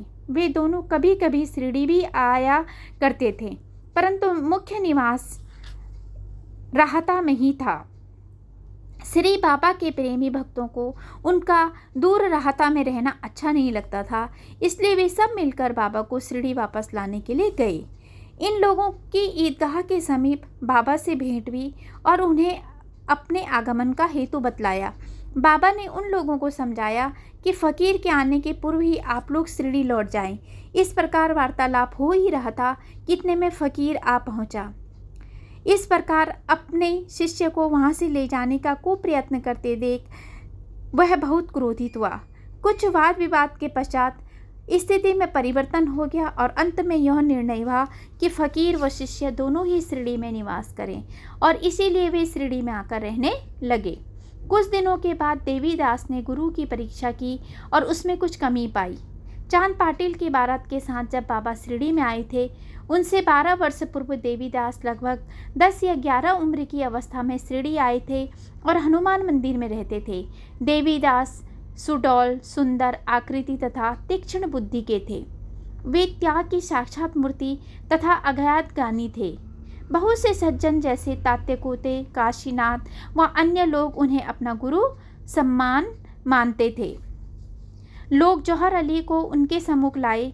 वाद विवाद में जौहर अली बुरी तरह पराजित हुआ और शिरडी छोड़ बैजापुर को भाग गया। वह अनेक वर्षों के पश्चात शिरडी आए और श्री साईं बाबा की चरण वंदना की। उसका यह भ्रम कि वह स्वयं गुरु था और श्री साईं बाबा उनके शिष्य अब दूर हो चुका था। श्री साईं बाबा उसे गुरु समान ही प्रेम करते थे। उसका स्मरण कर उसे बहुत पश्चाताप हुआ। इस प्रकार श्री साईं बाबा ने अपने प्रत्यक्ष आचरण से आदर्श उपस्थित किया। किस अहंकार से किस प्रकार छुटकारा पाकर शिष्य के कर्तव्यों का पालन कर किस तरह आत्मानुभव की ओर अग्रसर होना चाहिए। ऊपर वर्णित कथा महर्षापति के कथनानुसार है। अगले अध्याय में रामनवमी का त्यौहार, मस्जिद की पूर्व हालत एवं पश्चात उसके जीर्णोद्वार इत्यादि का वर्णन होगा। श्री सद्गुरु साईनाथ अर्पणा मस्तु। शुभम भवतु। अध्याय 5 समाप्त। अध्याय 6 रामनवमी उत्सव, मस्जिद का जीर्णोद्वार, गुरु के कर स्पर्श की महिमा, चंदन समारोह, उर्स और रामनवमी का समन्वय, मस्जिद का जीर्णोद्वार। गुरु के कर स्पर्श का गुण। जब सद्गुरु ही नाव के खिवैया हैं तो वे निश्चय ही कुशलता तथा सरलता पूर्वक इस भवसागर के पार उतार देंगे। सद्गुरु शब्द का उच्चारण करते ही मुझे श्री साईं की स्मृति आ रही है। ऐसा प्रतीत होता है मानो वे स्वयं मेरे सामने खड़े हैं और मेरे मस्तक पर उदी लगा रहे हैं। देखो देखो, वे अब अपना वरद हस्त उठाकर मेरे मस्तक पर रख रहे हैं। अब मेरा हृदय आनंद से भर गया है, मेरे नेत्रों से प्रेमाश्रु बह रहे हैं। सद्गुरु के कर स्पर्श की शक्ति महान आश्चर्यजनक है। लिंग सूक्ष्म शरीर, जो शरीर को भस्म करने वाली अग्नि से भी नष्ट नहीं होता, वह गुरु के कर स्पर्श से पल भर में नष्ट हो जाता है। अनेक जन्मों के समस्त पाप नष्ट हो जाते हैं। ऐसे व्यक्ति जिन्हें धार्मिक और ईश्वरीय प्रसंगों में पूर्ण अनुरुचि है, उनके भी मन स्थिर हो जाते हैं। श्री साईं बाबा के मनोहर रूप के दर्शन कर कंठ प्रफुल्लता से रूंध जाता है, आँखों से अश्रुपात प्रभावित होने लगती है और जब हृदय भावों से भर जाता है, तब सोहम भाव की जागृति होकर आत्मानुभव के आनंद का आभास होने लगता है। मैं और तू का भेद, द्वैत भाव नष्ट हो जाता है और तत्क्षण ही ब्रह्मा के साथ अभिन्नता प्राप्त हो जाती है। जब मैं धार्मिक ग्रंथों का पाठ करता हूँ तो क्षण क्षण में सद्गुरु की स्मृति हो आती है। बाबा राम या कृष्ण का रूप धारण कर मेरे सामने खड़ी हो जाते हैं और स्वयं अपनी जीवन कथा मुझे सुनाने लगते हैं। अर्थात जब मैं भागवत का श्रवण करता हूँ तब बाबा श्री कृष्ण का स्वरूप धारण कर लेते हैं और तब मुझे ऐसा प्रतीत होने लगता है कि वही भागवत या अन्य भक्तों के कल्याणार्थ उद्धव गीता सुना रहे हैं। जब कभी भी मैं किसी से वार्तालाप किया करता हूँ तो मैं बाबा की कथाओं को ध्यान में लाता हूँ, जिससे उनका उपयुक्त अर्थ समझाने में सफल हो सकूँ। तब एक शब्द या वाक्य की रचना भी नहीं कर पाता हूँ, परंतु जब वे स्वयं कृपा कर मुझसे लिखवाने लगते हैं तब फिर उसका कोई अंत नहीं होता। जब भक्तों में अहंकार की वृद्धि होने लगती है तो वे शक्ति प्रदान कर उसे अहंकार शून्य बनाकर अंतिम ध्येय की प्राप्ति करा देते हैं तथा उसे संतुष्ट कर अक्षय सुख का अधिकारी बना देते हैं। जो बाबा का नमन कर अनन्य भाव से उनकी शरण में जाता है, उसे फिर कोई साधना करने की आवश्यकता नहीं है। धर्म, अर्थ, काम और मोक्ष उसे सहज ही प्राप्त हो जाती है। ईश्वर के पास पहुंचने के 4 मार्ग हैं: कर्म, ज्ञान, योग और भक्ति। इन सब में भक्ति मार्ग अधिक कंटाकीर्ण, गड्ढों और खाइयों से परिपूर्ण है। यदि सद्गुरु पर विश्वास कर गड्ढों और खाइयों से बचते हुए और पदानुक्रमण करते हुए सीधे अग्रसर होते जाओगे तो तुम अपने ध्येय अर्थात ईश्वर तक आसानी से पहुंच जाओगे। श्री साईं बाबा ने निश्चयात्मक स्वर में कहा है कि स्वयं ब्रह्मा और उनके विश्व को उत्पत्ति, रक्षण और लय करने के आदि की भिन्न शक्तियाँ के पृथकत्व में भी एकत्व है। इसे ही ग्रंथकार ने दर्शाया है। भक्तों के कल्याणार्थ श्री साईं बाबा ने स्वयं जिन वचनों से आश्वासन दिया था उनको नीचे उद्धृत किया जाता है। मेरे भक्तों के घर अन्न तथा वस्त्र का कभी अभाव नहीं होगा। यह मेरा वैशिष्ट्य है कि जो भक्त मेरी शरण आ जाते हैं और अंतःकरण से मेरे उपासक हैं, उनके कल्याणार्थ में सदैव चिंतित रहता हूँ। कृष्ण भगवान ने भी गीता में यही समझाया है। इसलिए भोजन तथा वस्त्र के लिए अधिक चिंता ना करो। यदि कुछ मांगने की अभिलाषा है तो ईश्वर को ही मांगो। सांसारिक मान व उपाधियां त्याग कर ईश कृपा तथा अभय दान प्राप्त करो और उन्हीं के द्वारा सम्मानित हो। सांसारिक साधनों से कुपथगामी मत बनो। अपने इष्ट को दृढ़ता से पकड़े रहो। समस्त इंद्रियों और मन को ईश्वर चिंतन में परिवर्तित रखो। किसी पदार्थ से आकर्षित न हो। सदैव मेरे स्मरण में मन को लगाए रखो ताकि वह देह, संपत्ति व ऐश्वर्य की ओर प्रवृत्त न हो। तब चित्त स्थिर, शांत व निर्भय हो जाएगा। इस प्रकार की मनोस्थिति प्राप्त होना इस बात का प्रतीक है कि वह सुसंगति में है। यदि चित्त की चंचलता नष्ट न हुई तो उसे एकाग्र नहीं किया जा सकता। बाबा के उपयुक्त शब्दों को उद्धृत कर ग्रंथकार शिरडी के रामनवमी उत्सव का वर्णन करता है। शिरडी में मनाए जाने वाले उत्सवों में रामनवमी उत्सव अधिक धूमधाम से मनाया जाती है। अतएव इस उत्सव का विवरण जैसा कि साईं लीला पत्रिका 1925 के पृष्ठ 117 पर प्रकाशित हुआ था, यहाँ संक्षेप में दिया जाता है। प्रारंभ। कोपर गांव में श्री गोपाल राव गुंड नाम की एक इंस्पेक्टर थे। वे बाबा के परम भक्त थे। उनकी 3 स्त्रियां थीं, परंतु एक की भी संतान न थी। श्री साईं बाबा की कृपा से उन्हें एक पुत्र रत्न की प्राप्ति हुई। इस हर्ष के उपलक्ष्य में सन 1817 में उन्हें विचार आया कि शिरडी में मेला अथवा उर्स भरवाना चाहिए। उन्होंने यह विचार शिरडी के अन्य भक्त तात्या पाटिल, दादा कोते पाटिल और माधवराव के समक्ष विचारणार्थ प्रकट किया। उन सभी को यह विचार अति रुचिकर प्रतीत हुआ तथा उन्हें बाबा की भी स्वीकृति और आश्वासन प्राप्त हो गया।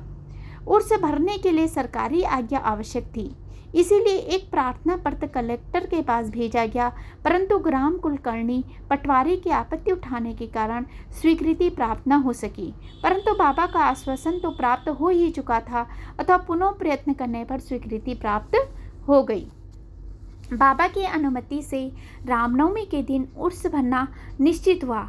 ऐसा प्रतीत होता है कि कुछ निष्कर्ष ध्यान में रख कर ही उन्होंने ऐसी आज्ञा दी, अर्थात उर्स व रामनवमी के उत्सवों का एकीकरण तथा हिंदू मुसलमान एकता, जो भविष्य की घटनाओं से ही स्पष्ट है कि यह देह पूर्ण सफल हुआ। प्रथम बाधा तो किसी प्रकार हल हुई, अब द्वितीय कठिनाई जल के अभाव की उपस्थिति हुई। शिरडी तो एक छोटा सा ग्राम था और पूर्व काल से ही वहाँ जल का अभाव बना रहता था। गांव में केवल 2 कुएं थे, जिनमें से एक तो प्रायः सूख जाया करता था और दूसरे का पानी खारा था।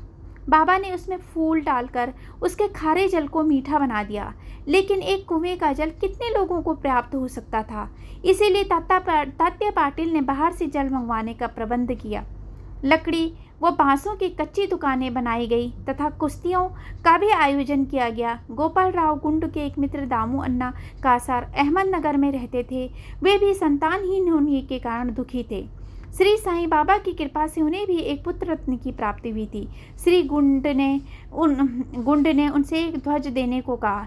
एक ध्वज जागीरदार श्री नाना साहिब निमोड़कर ने भी दिया। ये दोनों ध्वज बड़े समारोह के साथ गांव से निकाले गए और अंत में उन्हें मस्जिद, जिसे बाबा द्वारका माई के नाम से पुकारते थे, उसके कोनों पर ठहरा दिया गया। यह कार्यक्रम अभी भी पूर्ववत ही चल रहा है। चंदन समारोह। इस मेले में एक अन्य कार्यक्रम का भी श्री गणेश हुआ, जो चंदनोत्सव के नाम से प्रसिद्ध है। यह कोरहल के एक मुस्लिम भक्त श्री अमीर शक्कर दलाल के मस्तिष्क की सूझ थी। प्रायः इस प्रकार का उत्सव सिद्ध मुस्लिम संतों के सम्मान में ही किया जाता है। बहुत सा चंदन घिसकर और बहुत सी चंदन धूप थालियों में भरी जाती है तथा लोबान जलाते हैं और अंत में उन्हें मस्जिद में पहुंचाकर जुलूस समाप्त हो जाता है। थालियों का चंदन और धूप नीम पर और मस्जिद के दीवारों पर डाल दिया जाता है। इस उत्सव का प्रबंध प्रथम 3 वर्षों तक श्री अमीर शक्कर ने किया और उनके पश्चात उनकी धर्मपत्नी ने किया। इस प्रकार हिंदुओं द्वारा ध्वज व मुसलमानों के द्वारा चंदन का जुलूस एक साथ चलने लगा और अभी तक उसी तरह चल रहा है। प्रबंध। रामनवमी का दिन श्री साईं बाबा के भक्तों को अत्यंत ही प्रिय और पवित्र है। कार्य करने के लिए बहुत से स्वयं सेवक तैयार हो जाते थे और वे मेले के प्रबंध में सक्रिय भाग लेते थे। बाहर के समस्त कार्यों का भार तात्या पाटिल और भीतर के कार्यों को श्री साईं बाबा की एक परम भक्त महिला राधा कृष्ण माई संभालती थी। इस अवसर पर उनका निवास स्थान अतिथियों से परिपूर्ण रहता और उन्हें सब लोगों की आवश्यकताओं का भी ध्यान रखना पड़ता था। साथ ही वे मेले की समस्त आवश्यक वस्तुओं का भी प्रबंध करती थी।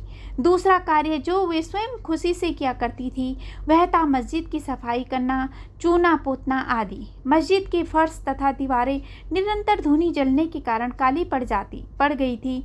जब रात्रि का बाबा चावड़ी में विश्राम करने चले जाते तब वे स्वयं यह कार्य कर लिया करती थी। समस्त वस्तुएं धूनी सहित बाहर निकालनी पड़ती थी और सफाई व पुताई हो जाने के पश्चात पूर्ववत सजा दी जाती थी। बाबा का अत्यंत प्रिय कार्य गरीबों को भोजन कराना भी इस कार्यक्रम का एक अंग था। इस कार्य के लिए वृद्ध भोज का आयोजन किया जाता था और अनेक प्रकार की मिठाइयाँ बनाई जाती थी।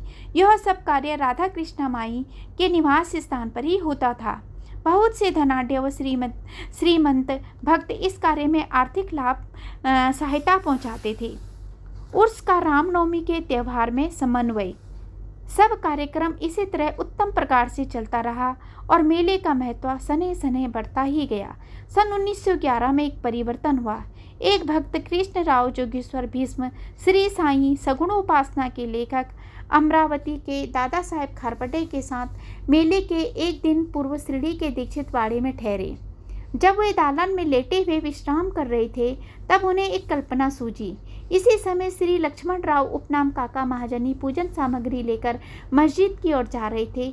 उन दोनों में विचार विनिमय होने लगा और उन्होंने सोचा कि शिरडी में उर्स व मेला ठीक रामनवमी के दिन ही भरता है। इसमें अवश्य ही कोई गूढ़ रहस्य निहित है। रामनवमी का दिन हिंदुओं को बहुत ही प्रिय है।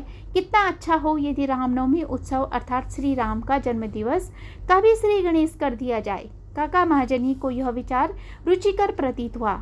अब मुख्य कठिनाई हरिदास के मिलने की थी जो इस शुभ अवसर पर कीर्तन व ईश्वर गुणानुवाद कर सके। परंतु भीष्म ने इस समस्या का हल कर दिया। उन्होंने कहा कि मेरा स्वचरित राम आख्यान जिसमें राम जन्म का वर्णन है तैयार हो चुका है।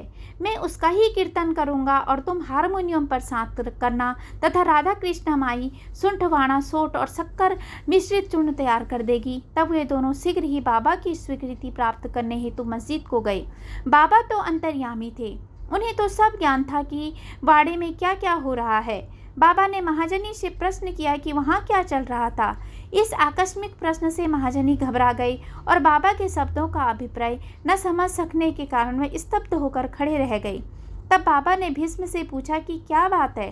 भीष्म ने रामनवमी उत्सव मनाने का विचार बाबा के समक्ष प्रस्तुत किया तथा स्वीकृति देने की प्रार्थना की। बाबा ने भी सहर्ष अनुमति दे दी। सभी भक्त हर्षित हुए और राम जन्मोत्सव मनाने की तैयारियां करने लगे। दूसरे दिन रंग बिरंगी झंडियों से मस्जिद सजा दी गई। श्रीमती राधा कृष्णा माई ने एक झूला लाकर बाबा के आसन के समक्ष रख दिया और फिर उत्सव प्रारंभ हो गया। भीष्म कीर्तन करने को खड़े हो गए और महाजनी हारमोनियम पर उनका साथ करने लगे। तभी बाबा ने महाजनी को बुलावा भेजा। यहाँ महाजनी शंकित थे कि बाबा उत्सव मनाने की आज्ञा देंगे भी या नहीं। परंतु जब वे बाबा के समीप पहुँचे तो बाबा ने उनसे प्रश्न किया, यह सब क्या है, वह यह झूला क्यों रखा गया है। महाजनी ने बतलाया कि रामनवमी का कार्यक्रम प्रारंभ हो गया और इसी कारण यह पालना यहाँ रखा गया है। बाबा ने निम्बर पर से 2 हार उठाए। उनमें से एक हार तो उन्होंने काका जी के गले में डाल दिया तथा दूसरा हार भीष्म के लिए भेज दिया। अब कीर्तन प्रारंभ हो गया था। कीर्तन समाप्त हुआ तब श्री राजा राम की उच्च स्वर से जय जयकार हुई। कीर्तन के स्थान पर गुलाल की वर्षा की गई। जब हर कोई प्रसन्नता से झूम रहा था तब अचानक ही एक गरजती हुई ध्वनि उनके कानों पर पड़ी। वस्तुतः जिस समय गुलाल की वर्षा हो रही थी तो उसके कुछ कण अनायास ही बाबा के आँख में चले गए। तब बाबा एकदम क्रुद्ध होकर उच्च स्वर में अपशब्द कहने व कोसने लगे। यह दृश्य देखकर सब लोग भयभीत होकर सिर पिटाने लगे। बाबा के स्वभाव से भली भांति परिचित अंतरंग भक्त भला इन अपशब्दों का कब बुरा मानने वाले थे। बाबा के इन शब्दों तथा वाक्यों को उन्होंने आशीर्वाद समझा। उन्होंने सोचा कि आज राम का जन्मदिन है अथवा रावण का नाश, अहंकार एवं दुष्ट प्रवृत्ति रूपी राक्षसों के संहार के लिए बाबा को क्रोध उत्पन्न होना सर्वथा उचित ही है। इसके साथ साथ उन्हें यह विदित था कि जब कभी शिरडी में कोई नवीन कार्यक्रम रचा जाता था तब बाबा इसी प्रकार कुपित हो ही जाया करते थे। इसलिए वे सब स्तब्ध ही रहे। इधर राधा कृष्णा बाई भी भयभीत थी कि कहीं बाबा झूला न तोड़ फोड़ डाले। इसलिए उन्होंने काका महाजनी से झूला हटाने के लिए कहा, परंतु बाबा ने ऐसा करने से उन्हें रोका। कुछ समय पश्चात बाबा शांत हो गए और उसी दिन की महापूजा और आरती का कार्यक्रम समाप्त हो गया। उसके बाद काका महाजनी ने बाबा से झूला उतारने की अनुमति मांगी, परंतु बाबा ने अस्वीकृत करते हुए कहा कि अभी उत्सव संपूर्ण नहीं हुआ है। अगले दिन गोपाल काला उत्सव मनाया गया, जिसके पश्चात बाबा ने झूला उतारने की अनुमति दे दी। उत्सव में दही मिश्रित पोहा एक मिट्टी के बर्तन में लटका दिया जाता है और कीर्तन समाप्त होने पर वह बर्तन फोड़ दिया जाता है और प्रसाद के रूप में वह पोहा सबको वितरित कर दिया जाता है, जिस प्रकार कि श्री कृष्ण ने ग्वालों के साथ किया था। रामनवमी उत्सव इसी तरह दिन भर चलता रहा। दिन के समय 2 ध्वजों को जुलूस और रात्रि के समय चंदन का जुलूस बड़ी धूमधाम और समारोह के साथ निकाला गया। इस समय के पश्चात ही उर्स रामनवमी में परिवर्तन हो गया। अगले वर्ष सन 1912 से रामनवमी के कार्यक्रमों की सूची में वृद्धि होने लगी। श्रीमती राधा कृष्ण माई ने चैत्र की प्रतिपदा से नाम सप्ताह प्रारंभ कर दिया। लगातार दिन रात 7 दिन तक भगवत नाम लेना नाम सप्ताह कहलाता है। सब भक्त इसमें बारी बारी से भाग लेते थे। वे भी प्रातःकाल सम्मिलित हो जाया करती थी। देश के सभी भागों में रामनवमी का उत्सव मनाया जाता है, इसलिए अगले वर्ष हरिदास के मिलने की कठिनाई पुनः उपस्थित हो गई, परंतु उत्सव की पूर्व यह समस्या हल हो गई। 5-6 दिन पूर्व श्री महाजनी की बाला बुआ से अकस्मात भेंट हो गई। बुआ साहिब आधुनिक तुकाराम के नाम से प्रसिद्ध थे और इस वर्ष कीर्तन का कार्य उन्हें ही सौंपा गया। अगले वर्ष सन 1913 में श्री हरिदास सतारा जिले के बाला बुआ सतारकर वृद्ध सिद्ध कवटे ग्राम में प्लेग का प्रकोप होने के कारण अपने गांव में हरिदास का कार्य नहीं कर सकते थे। इस वर्ष वे शिरडी में आए। काका साहेब दीक्षित ने उनके कीर्तन के लिए बाबा से अनुमति प्राप्त की। बाबा ने भी उन्हें यथेष्ट पुरस्कार दिया। सन 1914 से हरिदास की कठिनाई बाबा ने सदैव के लिए हल कर दी। उन्होंने यह कार्य स्थायी रूप से दासगणु महाराज को सौंप दिया। तब से वे इस कार्य को उत्तम रीति से सफलता और विद्वता पूर्वक पूर्ण से लगन से निभाते रहे। सन 1912 से उत्सव के अवसर पर लोगों की संख्या में उत्तरोत्तर वृद्धि होने लगी। चैत्र शुक्ल अष्टमी से द्वादशी तक शिरडी में लोगों की संख्या में इतनी अधिक वृद्धि हो जाया करती थी मानो मधुमक्खी का छत्ता ही लगा हो। दुकानों की संख्या में वृद्धि हो गई। प्रसिद्ध पहलवानों की कुश्तियां होने लगी। गरीबों को वृद्ध स्तर पर भोजन कराया जाने लगा। राधा कृष्ण माई के घोर परिश्रम के फलस्वरूप शिरडी को संस्थान का रूप मिला। संपत्ति भी दिन प्रतिदिन बढ़ने लगी। एक सुंदर घोड़ा, पालकी, रथ और चांदी की अन्य वस्तुएं, बर्तन, पात्र, शीशे इत्यादि भक्तों ने उपहार में भेंट किए। उत्सव के अवसर पर हाथी भी बुलाया जाता था। यद्यपि संपत्ति बहुत बड़ी, परंतु बाबा उन सब से सदा निरपेक्ष ही रहते थे। वे सदैव उसे उपेक्षा की दृष्टि से देखते और सदैव की भांति ही साधारण वेशभूषा धारण करते थे।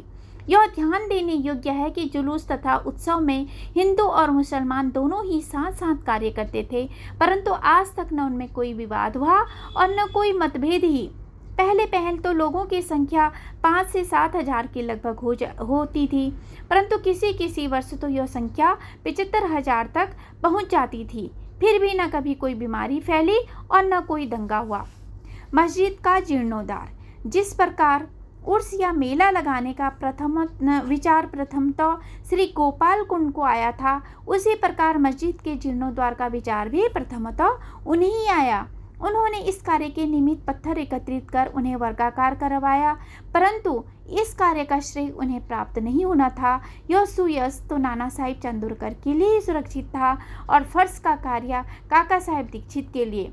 प्रारंभ में बाबा ने इन कार्यों के लिए स्वीकृति नहीं दी, परंतु स्थानीय भक्त मालसापति के आग्रह करने से बाबा की स्वीकृति प्राप्त हो गई और एक रात में ही मस्जिद का पूरा फर्श बन गया। अभी तक बाबा एक टाट के टुकड़े पर ही बैठते थे।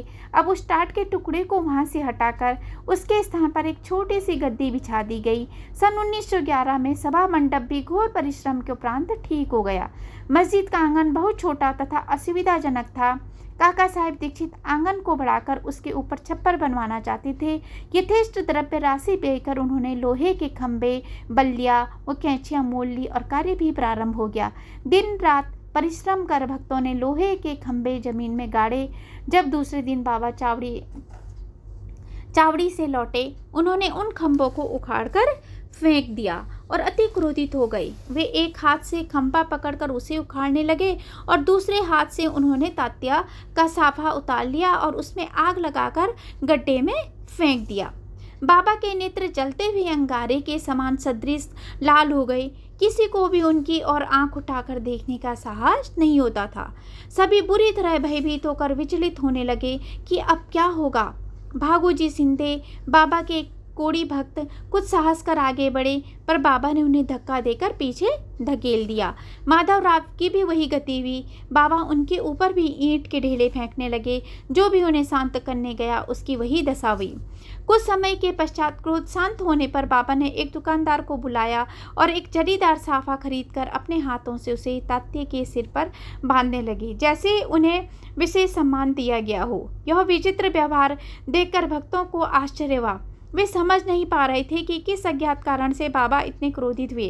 उन्होंने तात्या को क्यों पीटा और तत्क्षण ही उनका क्रोध क्यों शांत हो गया। बाबा कभी कभी अति गंभीर तथा शांत मुद्रा में रहते थे और बड़े प्रेम पूर्वक वार्तालाप किया करते थे, परंतु अनायास ही बिना किसी गोचर कारण के वे क्रोधित हो जाया करते थे। ऐसी घटनाएं देखने में आ चुकी हैं, परंतु मैं इसका निर्णय नहीं कर सकता कि उनमें से कौन सी लिखूं और कौन सी छोड़ूं, अतः जिस क्रम से वे याद आती जाएंगी उसी क्रम का वर्णन किया जाएगा। अगले अध्याय में बाबा यवन है या हिंदू, इसका विवेचन किया जाएगा तथा योग साधन, शक्ति और विषयों पर भी विचार किया जाएगा। श्री सद्गुरु साई नाथ अर्पणामस्तु। शुभम भवतु। सप्ताह पारायण प्रथम विश्राम। ओम साई राम, जय साई राम, जय जय साई राम। जो सीढ़ी में आएगा आप दूर भगाएगा, चढ़े समाधि की सीढ़ी पर, पैर तले दुख की पीढ़ी पर, त्याग शरीर चला जाऊंगा, भक्त हेतु दौड़ा आऊँगा, मन में रखना दृढ़ विश्वास, करेंगे बाबा पूरी आस, मुझे सदा जीवित ही जानो, अनुभव करो सत्य पहचानो, मेरी शरण खाली जाए, हो तो कोई मुझे बताए, जैसा भाव रहा जीवन का वैसा रूप हुआ मेरे मन का, भार तुम्हारा मुझ पर होगा, वचन न मेरा झूठा होगा, असहायता लो भरपूर, जो मांगा वो नहीं है दूर, मुझ में लीन वचन मन काया, उसका ऋण न कभी चुकाया, धन्य धन्य वो भक्त अनन्य, मेरी शरण तज जिसन्या। बोल श्री सच्चिदानंद गुरु साईनाथ महाराज की जय।